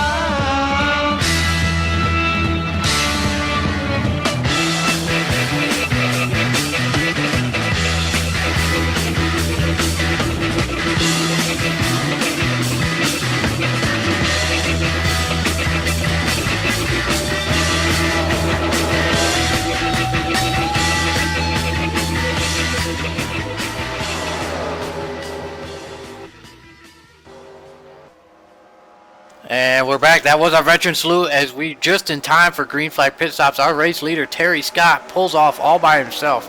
First car to hit pit road. BSR Texan takes over the race lead. Yeah, there was some exciting racing there while we were doing our veteran salute. Chuck McCord made his way up to second place, and he got a little help getting loose from the 201 car of Texan, and that allowed Texan to go ahead and slip past him. And Chuck McClure, being a smart driver, instead of pushing the issue, knowing that green flag stops were coming, he slid behind. And now another car going down. Looks like this is our, DJ Champ, our pole sitter, comes in. Looks like he's taking right sides now as Terry Scott is going to come out in probably, looks like 13th place as other cars are making their way. Looks like among them, Axel Foley passes him as he comes off and makes the blend onto the backstretch. Meanwhile, our front three, Texan, Chuck, and Rusty, still out there running. They have not pitted yet. And I imagine that they're going to go till they can't go anymore, take 4 tires, but all of them probably going to need a little adjustment. As like I said, as the run went there, I noticed the 17 Adult Swim Cartoon Network car, the purple car there, Chuck McClure. Chuck McClure misses pit road. He's going to have to go around again, but he is not up to speed. He's trying to get up to speed. Yeah, it looks like he's going to fall back to 10th place or further, as that kind of a difficult pit road to get into there, as looks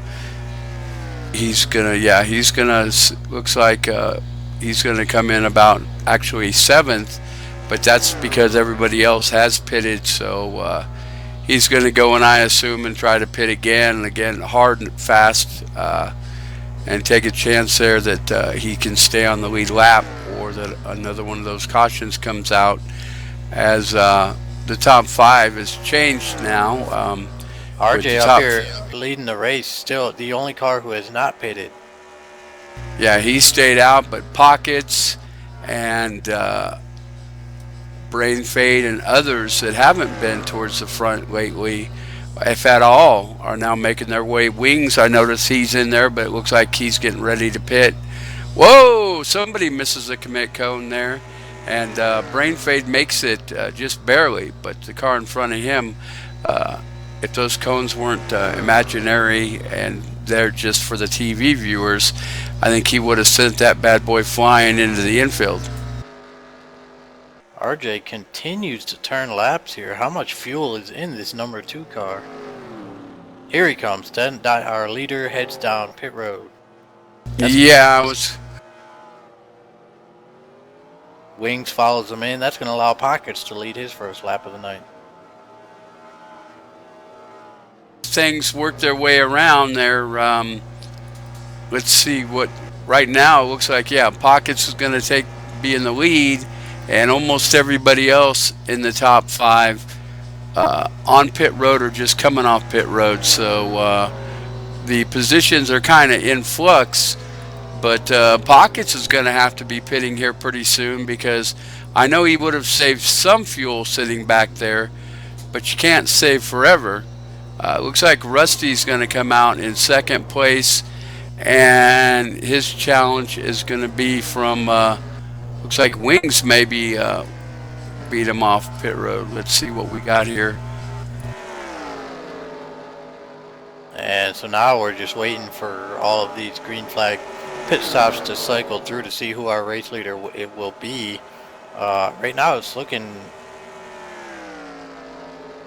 like it might be Texan.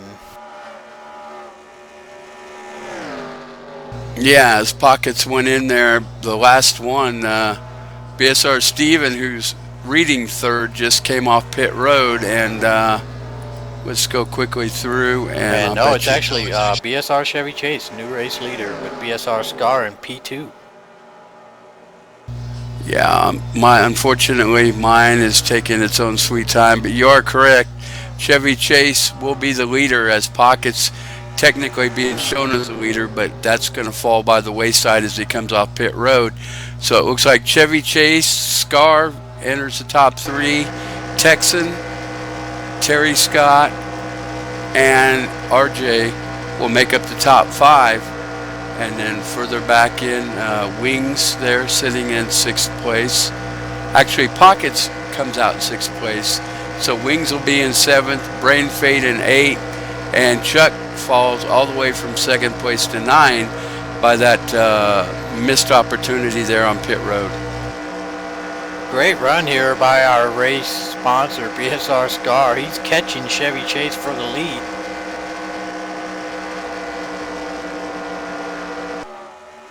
And you know, it takes a minute for the pressures to come up in these tires, and looks like, though, it doesn't seem to be bothering Scar or Chevy Chase, as the two of them pretty much nose to tail taking the corners with all the veracity that their cars. Looks like we got a Mustang and a Dodge Charger there, the Yellow Bee, as they get ready to put a car a lap down, and that looks to be Manny Diaz in the 710. He goes high, scrapes the wall, but lets the leaders by, and so that forces 3rd and 4th place to slow down a little bit, and that gives the leaders a bigger chance to scoot out a little further.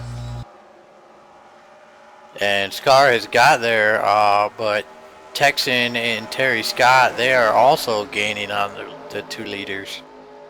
Yeah, and they have good cars, so that momentary slowdown there to get past Manny Diaz, as he did the best he could to get out of the way there in the corner, but when the corner flattened out to the backstretch, it put the 710 into the wall a little bit, and so cars had to slow down a little bit. But as you say, the two of them are working together, and they're going to catch the leaders here, looks like, I'd say, by the backstretch next time around.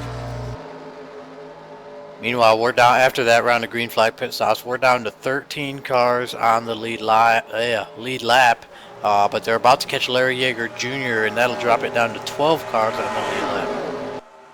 And that's what we've been waiting to happen all night. Not cars necessarily be putting down a lap, but that this long green flag lap, run, we went the 20-some. Looks like they're getting about 20-some laps to a tank full, which is pretty normal for this. I think I got 22 in race trim in when I was out there running. I know you and I got a chance to run together, as looks like Terry Scott's going to move down to 4th, as both Scar and the 201 of Texan get in between him and the leader. Texan easily able to make the pass on Scar there. Now he's looking low on Chevy Chase. But we did have some good laps out there, Mark, you and I. It was fun out there to get a chance to get our NXS 15 cars out during practice, wasn't it? Yeah, we did do some practice. We were out there drafting together. We're obviously not as fast as these guys, but we were doing our best. Well, we had a top 10 when you and I could draft together, but once we got separated, I felt like a Led Zeppelin. Here we go, Larry trying to stay high and let these guys go by.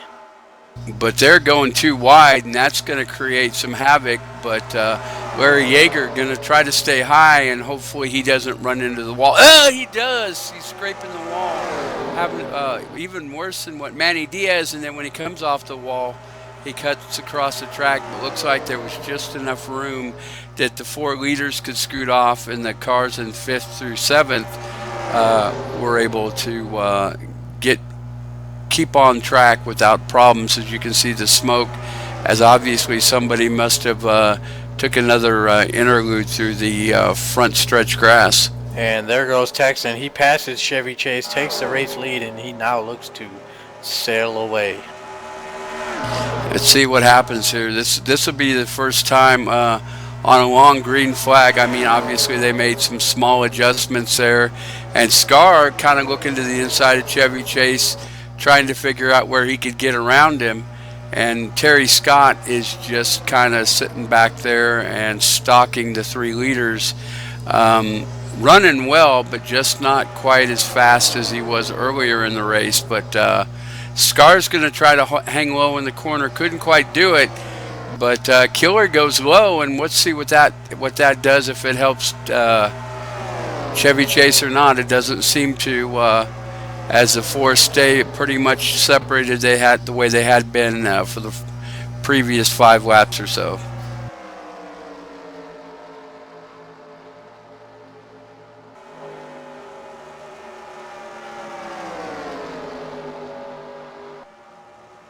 Lead 4 continue around as we finally break lap 100. We've got 57 laps remaining, or 58, excuse me, now going on 57 laps remaining. And again, using a Led Zeppelin reference, the song remains the same. We've got Killa, Chevy Chase, Scar, and BSR Terry Scott 1 through 4, and they've got quite a lead on the other cars there. Looks like they've got dang near a half a track, but you know, in a big track like this, it's kind of hard to really tell, though we do know the leaders are running low 31s, like 31 zeros.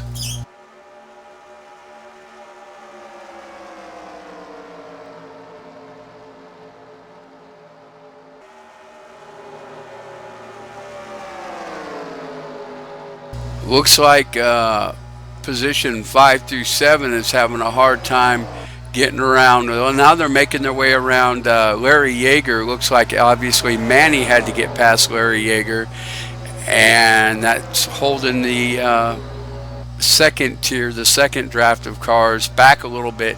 Now they got to make their way around Manny Diaz, and I'm sure when the position and time is right, he'll go high and let him go. There he goes there in the quad oval. And RJ's going to make it there in 5th place. And behind him would be Pockets and Chuck McClure in 5th, 6th, 7th. Whoa! Manny Diaz crossed the track hard into the inside fence, and that's probably going to bring out a caution. But then again, since he went to the caution is out. The caution's out. Lap 105 of 160 for a hard crash by the 710 of Manny Diaz coming from the high side and smashing nose first into the inside wall, as I'm sure when Mark pulls it up, the rewind will show you. Yeah, quite the wreck there. BSR Texan is still your race leader. We'll head over to the caution rewind screen and see if we can't find out what happened to the 710 there.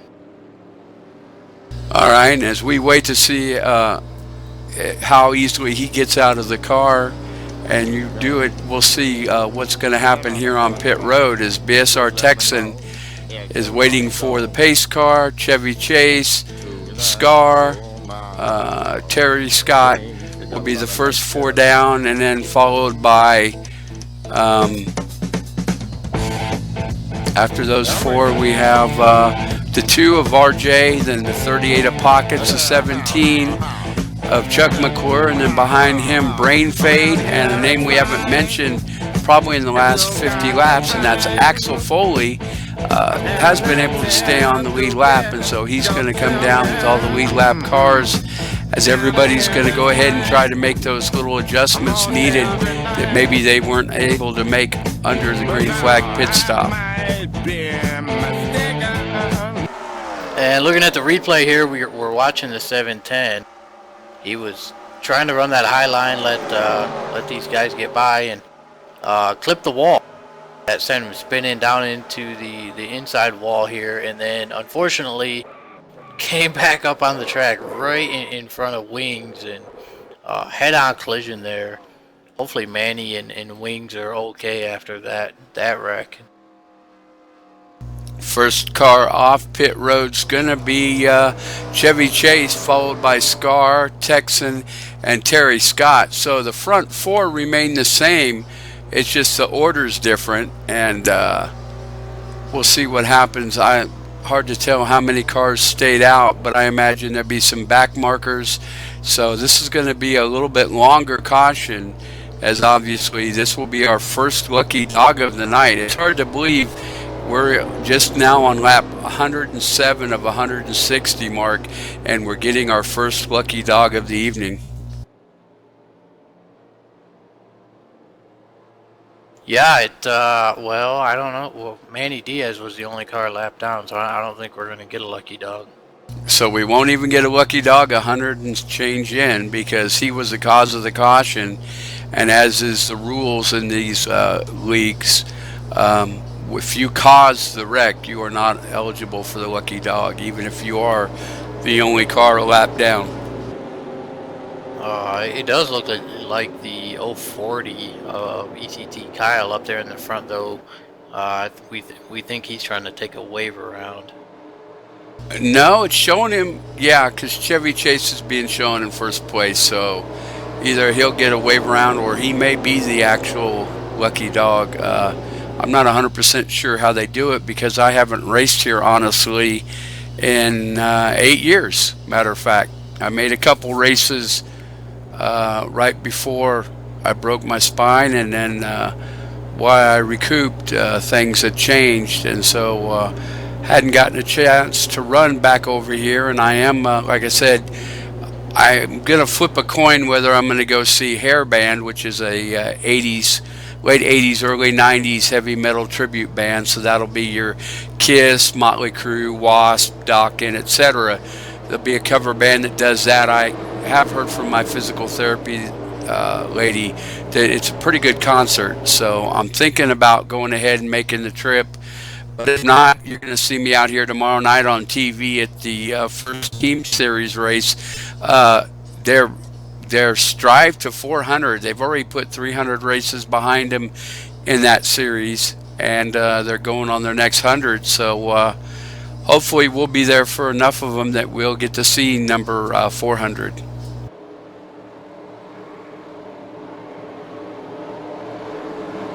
Looks like Kyle Willett did pull off, and then Chevy Chase moves to the bottom where he's had the most advantage on restarts. On the outside will be Texan, Scar on the third spot. Fourth place is Terry Scott. Pockets sitting in fifth place on the bottom. Sixth place, RJ. And then you got Brain Fade, and DJ Champ, Axel Foley, and Chuck McClure, all of those on the lead lap. And then you've got basically the cars such as Manny Diaz and Larry Yeager Jr. and other cars like that. Looks like they're tightening up as the lights go off. The pace car getting ready to make that hard left turn here as it makes its way through 3 and 4, and as they go ahead and makes that hard left turn here in just a second, we'll be ready for the call of the restart with 109 laps down. And here we go. It's going to be 50 laps at the line. So now it's time to tighten. Hopefully, I'm going to put my money now. If I was to get to change my vote, I'd say Terry Scott, because he's had a good run car, long run car, and a short run car. So the question is, will he be able, him and Rusty, it's going to possibly be a battle between those two as Rusty goes to the inside and Scar gets a little loose there as he's trying to make it secure third spot. And while that's all going on behind him, BSR Chevy Chase steps out a little bit, gets a little bit of the lead, but now Texan and the others get lined up and they're going to reel him in. And now looks like pretty much the top 10 are all nose to tail as we're on lap 111. So we got 49 laps to go. And let's see what it's going to be. An exciting race. I'd like to see 49 go green, which would mean at least one, possibly two green flag pit stops. What about you, Mark? And here we go. Killa has caught the Chevy Chase. Now he's looking on the inside. Not able to get there yet. Scar right there, though, hoping Killa can create a hole that he can follow him through. They're looking there on the tri-oval, and if you've been watching us or listening to our broadcast, you'll notice that the quad oval there is quite dangerous as Texan goes ahead and moves down, and hopefully he's hoping he can get inside Chevy Chase before they get too deep into the quad oval, because if not, his tendency is, we go! Just exactly what I was we gonna stay say. green, we stay green. They were able to No. And now wow. Chevy going through the grass. Into Ow. pit road. Still Into green. the pace car even. How? What kind of race is it when the pace car gets damaged, Mark? Well, But, hey, he hit everything else on that caution. He had to hit the pace car, make it perfect. I expect that the yellow should be coming out. As you can see, smoke billowing from the engine compartment of the 096. It looked like just what I was afraid of. Killer, BSR Texan, got on the inside and made him a little loose. And when he got loose or tight, not inside the car, so I couldn't tell you for sure, but he went up and just lightly hit that in the inside rear quarter, and when that happened, that sent Chevy Chase into the wall, and then he made the long slide through into the inside wall. But surprisingly, even with the dead motors, it looks like we're staying green as they lap him as he's working his way down into pit road. He's going to end up having to call it a night. Lucky for him, there's no points on the board as he makes his way down pit road and falls down to 16th place, a lap down. Incredible, no yellow yet, and it looks like if he made it on pit road, chances are that the yellow is not going to come out. As Mark, I'm sure you've got the leaders and the lead battle. Yeah, RJ having an amazing run tonight, but Scar and Terry Scott all over his ass. And somebody new coming into the picture for the first time tonight, Pockets up in there in P4 gaining on these leaders. And as we work our way up, you can see that DJ Champ sitting in 7th, Brain Fade in 6th, Chuck McClure comfortable in 5th, and then of course you got the top 4 that he just talked about, and they're pretty much nose to tail. I don't expect that Pockets is going to stay back there too long, but it seems to me passing in the quad oval, especially the straightaway part between the two dog legs, is not where you want to go. That's what ended Chevy Chase's night, and making that move at that spot could be to your or your racing buddy's detriment, as Rusty again starting to move it, stretch it out just a thousandth at a time, but the other cars lined up nose to tail are able to keep them within striking range, as Scar there in 2nd place actually catching up, and looks like he's going to make the move on the inside maybe. No, he's going to fall in line and stay behind Rusty, as does Terry Scott and Pockets. Doing that allows the 5th place car, Chuck McClure, to suck up to the back of them, and so now you've got a 5-car nose to tail draft, as we got somebody else mowing the lawn. I didn't see who it was, but whoever it was created quite a dust storm, and that dust storm sends Terry Scott high, and when that happens, Pockets and Chuck McClure will move into 3rd and 4th place as Terry Scott moves back too. But RJ, Rusty, and Scar 1 and 2 as they continue. It looks like Pockets is going to try that bottom line, and he did suck up a little bit, but what didn't help him make the pass, or luckily he also didn't get loose, as Chuck McClure falls back. I don't know exactly what's wrong with him, but he's went from 5th back to 6th, and maybe it was all that flurry of passing. He decided maybe that caution was the upside of valor. Yeah, it looks like Chuck caught a piece of the wall there. Here comes Pockets trying to look low on the inside of Scar. Meanwhile, it looks like we've got a buddy of yours joining us in the broadcast live chat room. ECT F Diesel says hello to everybody. What's up there, Johnny M?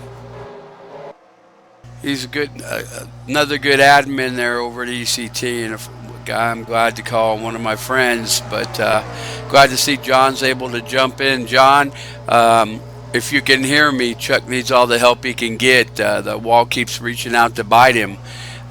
He's in 6th though, and he's in the lead draft there, as we've got a 6 car. Is Terry Scott looking around Brain Fade, but as of right now, not able to. And Scar going to the high side of RJ. Is he going to be able to hold it? No. Yes, RJ gives him room.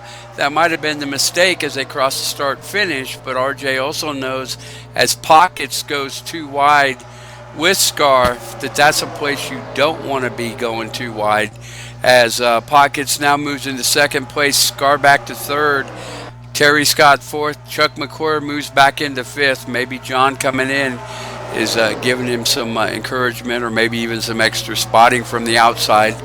It's been known to happen before, and now the car's making it into the quad oval, and Scar and Pockets kind of battling there, and while they do that, that kind of allows RJ to run by himself without feeling the pressure of the cars behind him.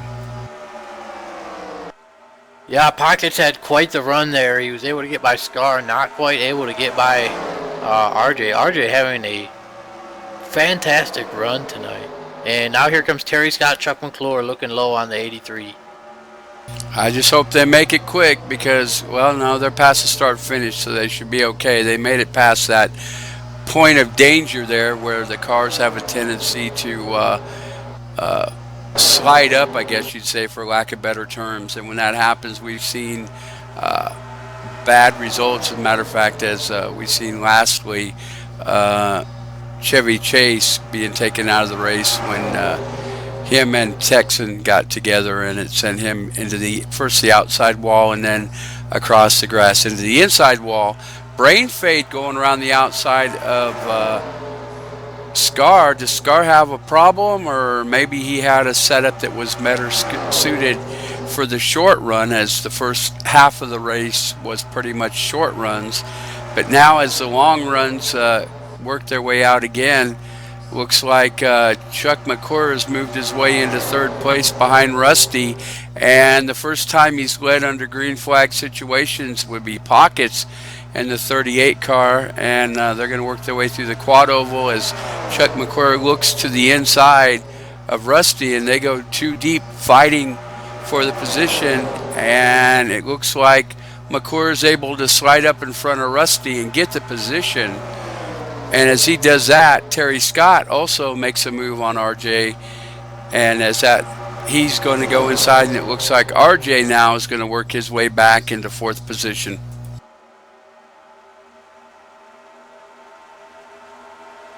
Pockets doing a great job there. For a while, the front four were all side by side, and Pockets and Chuck McClure prevailed, come out first and second.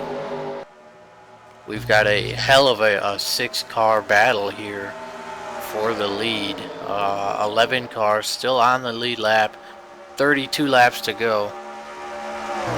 And the question is, what will the 17 car do? Well, he looks like he's going to make a move, and as he does that, that was close there as Terry Scott kind of slid up to the high side of the 17. I just seen visions of cars sliding in my head, but it looks like Chuck McClure is going to be able to make the move on. Whoa, no, he gets loose. Whoa, what a save as he chases it down the track, and now he gives up second spot to RJ Rusty, but now he's side by side with him, and now I just hope they don't stay side by side going into the quad oval, because that has not been good for anybody. And it looks like Terry Scott wants to put his hat in the ring, so to speak, as it looks like this time Chuck has not yet shut the door on RJ, and if he can't shut that door, he's not going to hold the spot. He does it, and he maintains or moves back into second, followed by RJ, Rusty, and Terry Scott, and Scar moves back up into fifth spot. And then, of course, Brain Fade there in sixth place, the 6 of them running pretty much nose to tail. Seems like these guys either haven't learned or don't care. Maybe it's go fast time, as obviously we're going to have one more pit stop that's going to take us to the end. And from the looks of it, we got 28 laps to go. If they can get 6 more laps under their belt before they have to pit, then they'll only have the one more pit to go. And so that means the green flag pit stop could resolve this race there. As you see Chuck looking both high and low around BSR Pockets. If I had a megaphone yell it loud enough, I'd tell Chuck, watch the quad oval because that's been everybody's downfall.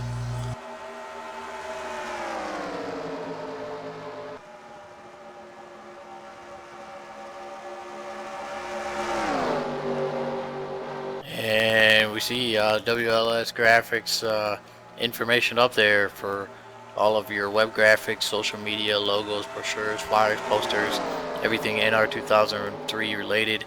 Be sure to hit up BSR at WLS Graphics.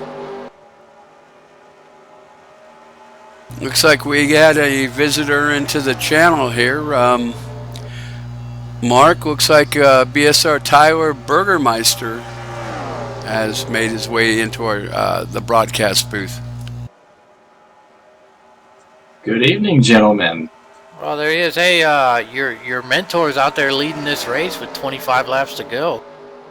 I see that. I'm over here cheering him on. I've had the race on for a majority of the night, but was doing a couple other things, and now I'm free, so I thought I'd come join you guys. And it looks like Pockets actually just scraped the wall, and Chuck McClure is going to get by and take the race lead away. Whoa, looks now like Pockets is side warping.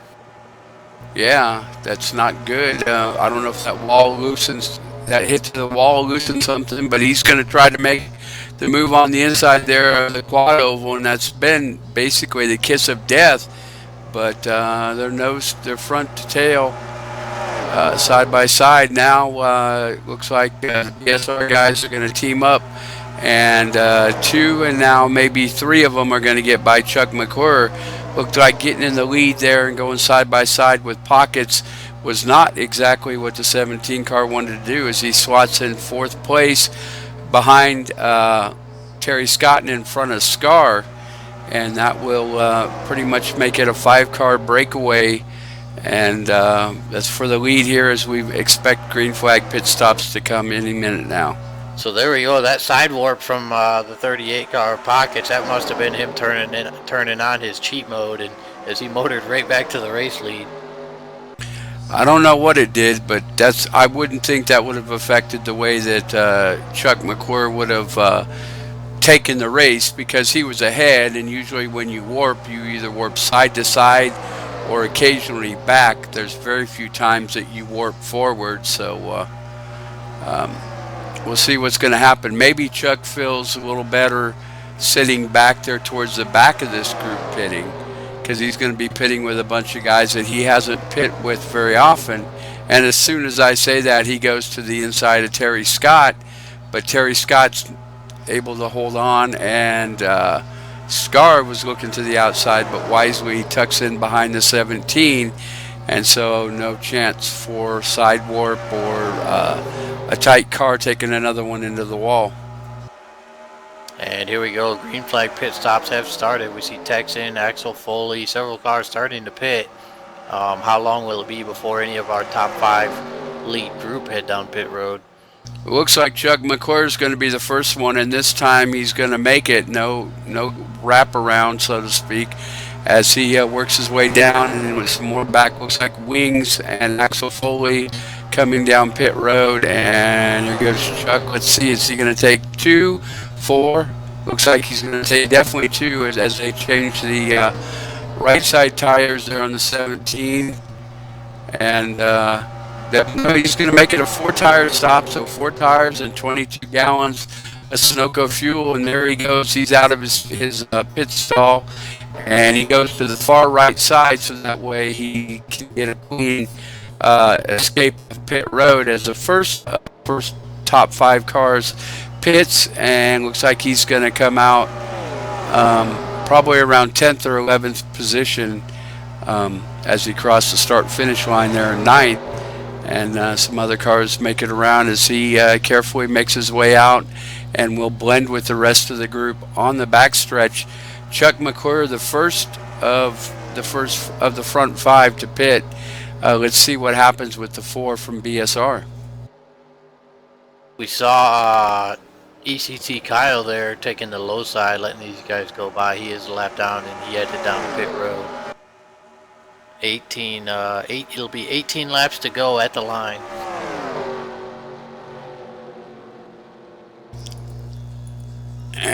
And here they come, our front four, all heading down pit road. And they're going to have other cars with them there. It looks like I see Jimmy Dale. He's on pit road, as well as Kyle Willett. Kyle Willett on and off pit road and back out. As you can see, the leaders make their way. Hopefully everybody can make a clean stop. There's our pole sitter in his position, in his pit road position, coming off, and he's going to beat Jimmy Dale off. And so now that we've got that going on, let's see how things are going to shake out. And it's going to take a couple laps, obviously, as Chuck McClure showing in 6th place.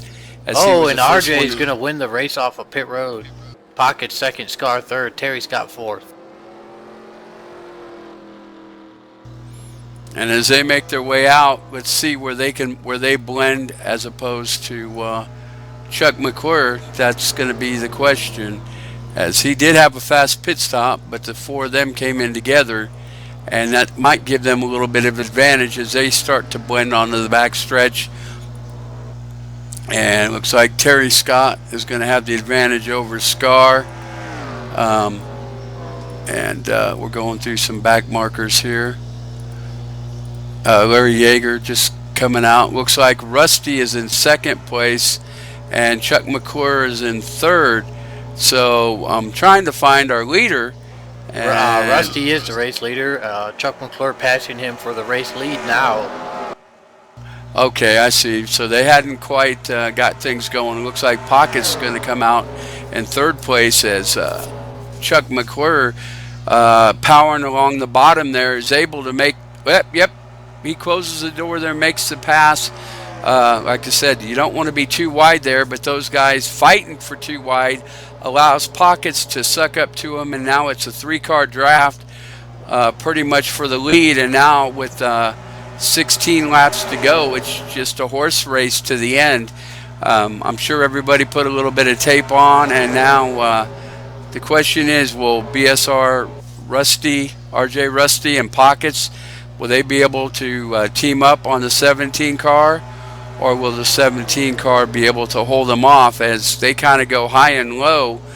And it's right now, it's that helps Chuck scoot out a little bit, but now Pockets makes the pass on RJ, and so it's going to be Pockets and RJ versus Chuck McClure. Let's see if Scooby-Doo can solve the mystery of 1st place, as we have 15 laps remaining here in tonight's race. 15 laps to go at the line. It's a 3-car battle. You got to go 2.5 seconds back to Scar and Terry Scott, rounding out the top 5. Oh, I see smoke. Somebody must have had a problem there on the back stretch, but and here comes Rusty making a pass on Pockets for P2. And that battle there is what helps Chuck McClure, because while those two are going side by side and battling for position, he's able to race unencumbered, and he's got himself a little bit of a lead built. Times definitely have fallen off, as the best lap Mr. McClure has been able to put down has been a 30.52, and right now the last lap from him was a 31.12. So looks like he's got about almost a 1.5 seconds slower. But right now, as RJ and Pockets keep fighting for 2nd place, that's going to allow Chuck McClure to get a lead. And while that's happening also, it looks like this is going to allow Scar and Terry Scott to catch up with them. So if the 4 of them start battling, unless they decide to just say forget it and let's catch Chuck McClure, as long as 4 of them are fighting, Chuck McClure is going to be able to tiptoe through these last 12 laps to victory. And it looks like now everybody's kind of straightened out, and as the 4 cars straighten out, that doesn't bode well for Chuck McClure as they slowly reeling him in. Here we go, 5-car battle, 10.5 laps to go. Scar trying to get below Rusty, trying to get up on that podium. It's his fucking race. And that's exactly what Chuck and now Pockets are hoping for, is if the cars behind them fight, then the two of them can make it mano a mano. And let's see now, as we have only 10 to go, which means it's racing back. So if a yellow would come out, they don't have to stop and not pass anybody. If a yellow comes out now, you race until you get to the yellow flag. And looks like Rusty was the loser of that battle, as he went from a battle for third now all the way back to fifth spot. And Chuck is going to see what happens with Chuck. It looks like Pocket's going to make a move to the inside. Chuck goes down and breaks their momentum as Pockets and Scar, the sponsor of tonight's race, have hooked up nose to tail. But even that's not going to last long, as Scar was looking to the inside of Pockets. And again, that's what Chuck's got to want, is for the cars there to go side by side like they're doing. And that gives Chuck a bigger chance at the lead, though Pockets was able to scoot away and then make a charge towards Chuck with only 8 laps to go. Let's go, Scar. Don't let Pockets block you. Put a bumper to him. And that's exactly, like I said, that's what the leader wants, is for them to fight and to battle, because as they go too wide and they battle each other and they swap positions, that allows the leader to step away. But right now, the only ones kind of stepping away are the front four, as RJ Rusty kind of losing a little bit of momentum, should I say. He's still in the top 5, don't get me wrong. Here we go, Scar looking low, trying to pass Pockets on the low side for P2. And as he does, no, but as they battle and Pockets has to worry more about the car behind him in third, that allowed Chuck to squirt out to about a 2 car lead. But now they're coming up on lap traffic, and what will happen? Will lap traffic go high and get out of the way, or will they get caught in the fence and bring out another caution? And if they bring out a caution, the race is over. Larry Yeager Jr. goes low, allows the leaders, at least the first 4 of them, to pass him on the high side. But when he gets to the end of that straightaway, he does go ahead and let everybody. He obviously slowed down. But again, that's going to help the leader, as he got through there quickly and the others had to tiptoe a little bit. But we've got basically 6 laps to go, and 5 laps to go. Whoever taught me how to count. And right now, nose to tail, the first 4 cars, and then in a tight 5th, there RJ Rusty. I'm pulling for Scar. Come on, Scar. Just move Pockets out of the way, and then you can get to Chuck. Well, remember, Chuck was my pick, and I probably shouldn't say that, because he asked me not to remind him, because last time I reminded him or said anything about it, he ended up in the wall and got a little bit of nose damage, but he put a little bit of barrel bond on that, and there goes Scar looking to the inside of Pockets, but Scar has to cut back and block Terry Scott. And so as those 3 behind, well, the 2 behind in 3rd and 4th place kind of fight it out, now Scar is rubbing the bumper of Pockets. Pockets got to drive a little defensive, because he doesn't want to lose 2nd place. He wants to stay on that podium, and if Scar gets around him, good chances are Terry Scott's going to follow through in the hole. But right now, the 4 of them, nose to tail, Pockets to the inside. Chuck throwing a block. Pockets trying to go low. With that horrible entry, that's going to shoot Pockets high and allow Scar and Terry Scott to get by. As I predicted, but Pockets comes back hard on the outside, and that puts those cars too wide. But now Pockets falls into 4th place. He went from a podium finish to off the podium right now, but we still have 2 laps, and I expect they're going to be a pretty eventful 2 laps, Mark. Here we go, coming to the white flag. Pockets looking high, looking low. He wants his ass back on the podium. And Chuck McClure they're catching up now as they go nose to tail. But Pockets was white flag. Pockets looking low. Pockets goes to the inside of Terry Scott. He's looking to get back on that podium, but right now Chuck McClure has just basically got to keep himself in front of Scar. because if Scar's got to battle Terry Scott like he did, now they got two corners to go before the 17 Adult Swim Cartoon Network Chevy Camaro will be home, and for once my pick will be the winner, and yes he does.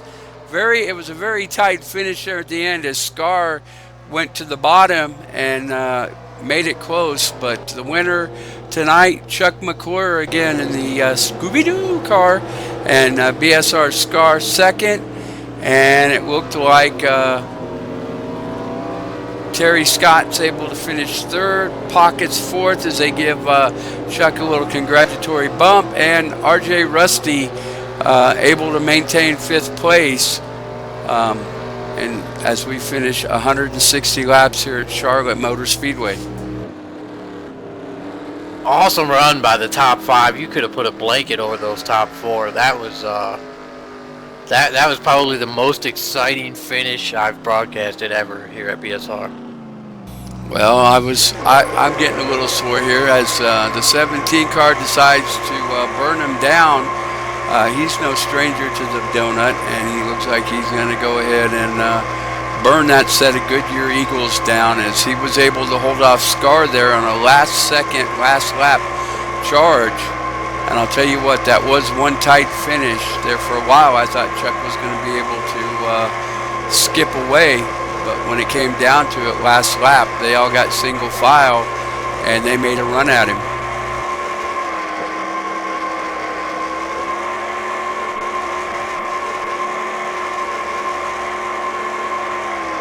Chuck perhaps trying to burn those rear tires off, and so he doesn't have any problems in post-race inspection.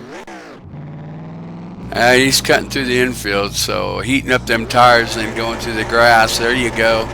He's making the donuts. I don't know if he's going to make the 3 or just make a big donut there. He looks like he's making a big donut. He's going to stop. And he may have had to have his crew push his car up to victory lane, so he may have done more than toast those tires there as he was burning rubber.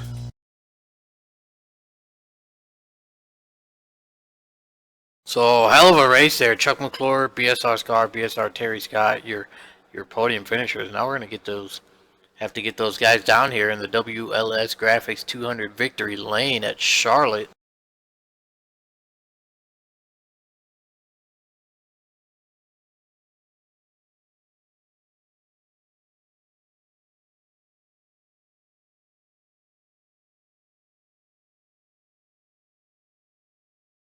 And here we are, joined by race winner Chuck McClure, the number 17. Chuck, I'm going to go ahead and tell you right now, Bandit picked you to win this race. Yeah, that's why I was trying so hard. I didn't want to disappoint him. Thanks, Chuck. I appreciate that. Chuck, that was the four of you at the end there. I know you were watching the 3 behind you battle back and forth. Was that what you wanted, those guys to keep battling behind you? Yeah, I was watching Pockets mainly in my mirror. He was tough, and he kept getting to my inside there, and I wanted to swing in turn 1 wide, and I knew if I did, he's going to get under me, and that would be it. But I hated to have to do that, but you know, you got to do what you got to do sometimes. Hey, I think with 2 to go, all is fair in throwing a block here or there, and you did it cleanly. You know, you didn't nobody touched or anything. That was, I gotta tell you, this was the most exciting finish out of all the broadcasts I've done probably ever. It was the 4 of you guys at the end put on a show. Chuck, awesome job with your green flag pit stop. You pitted by yourself, but you were able to come out ahead of everybody. Yeah, I got lucky on that one. The first one I tried to pit with somebody else, and I just flat out missed pit road. That was pretty dumb on my part, but we recovered okay, and thanks to that caution, got us back up there. It was a lot of fun. I'm still kind of sweating here watching Pockets in my mirror. Now, P2 BSR Scar, I gotta tell you, man, when you go back and watch this this broadcast, everybody's already giving me flack over it in the live chat. I was cheering you on to pass Pockets. I said something like, "Go Scar, this is your fucking race."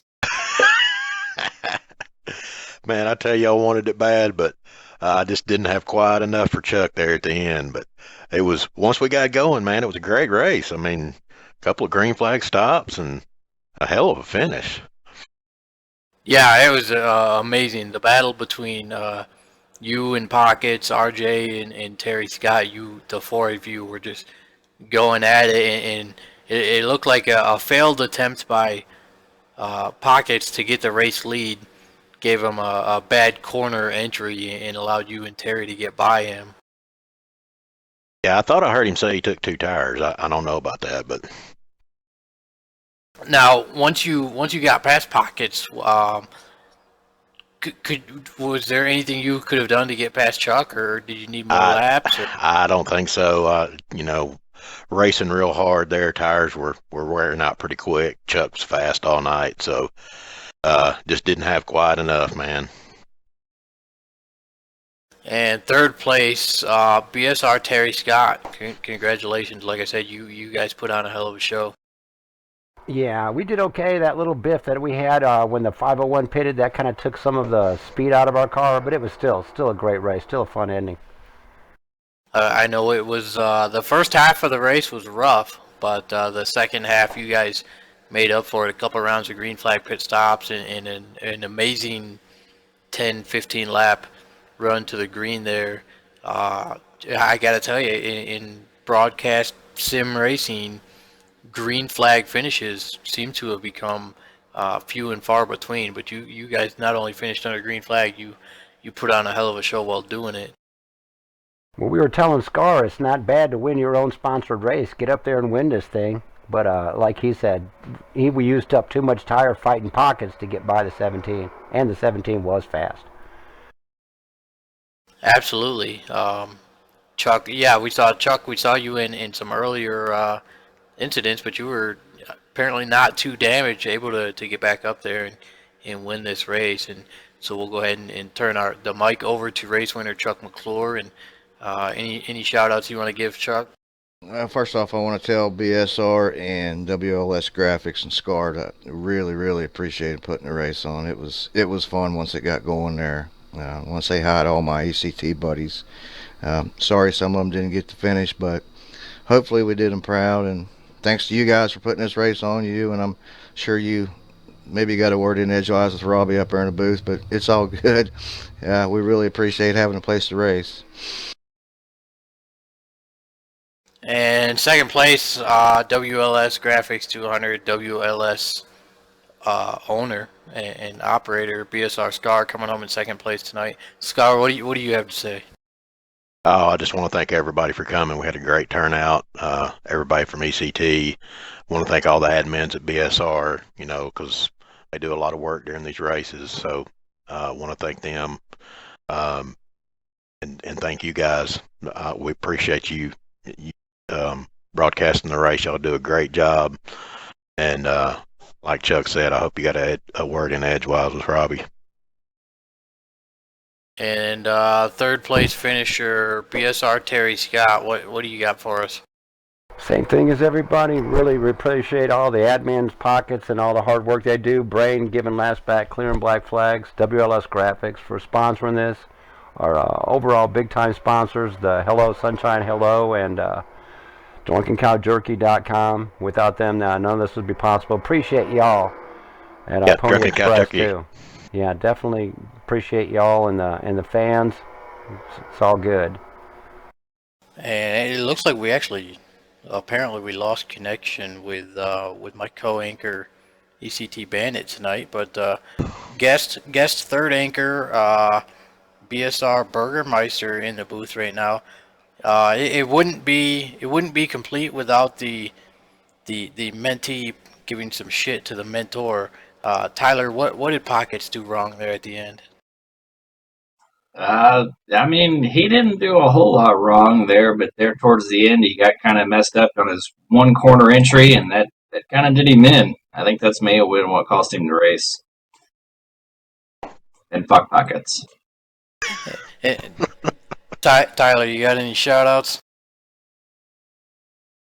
I mean, well, you guys, everybody here, obviously I wasn't in the race tonight.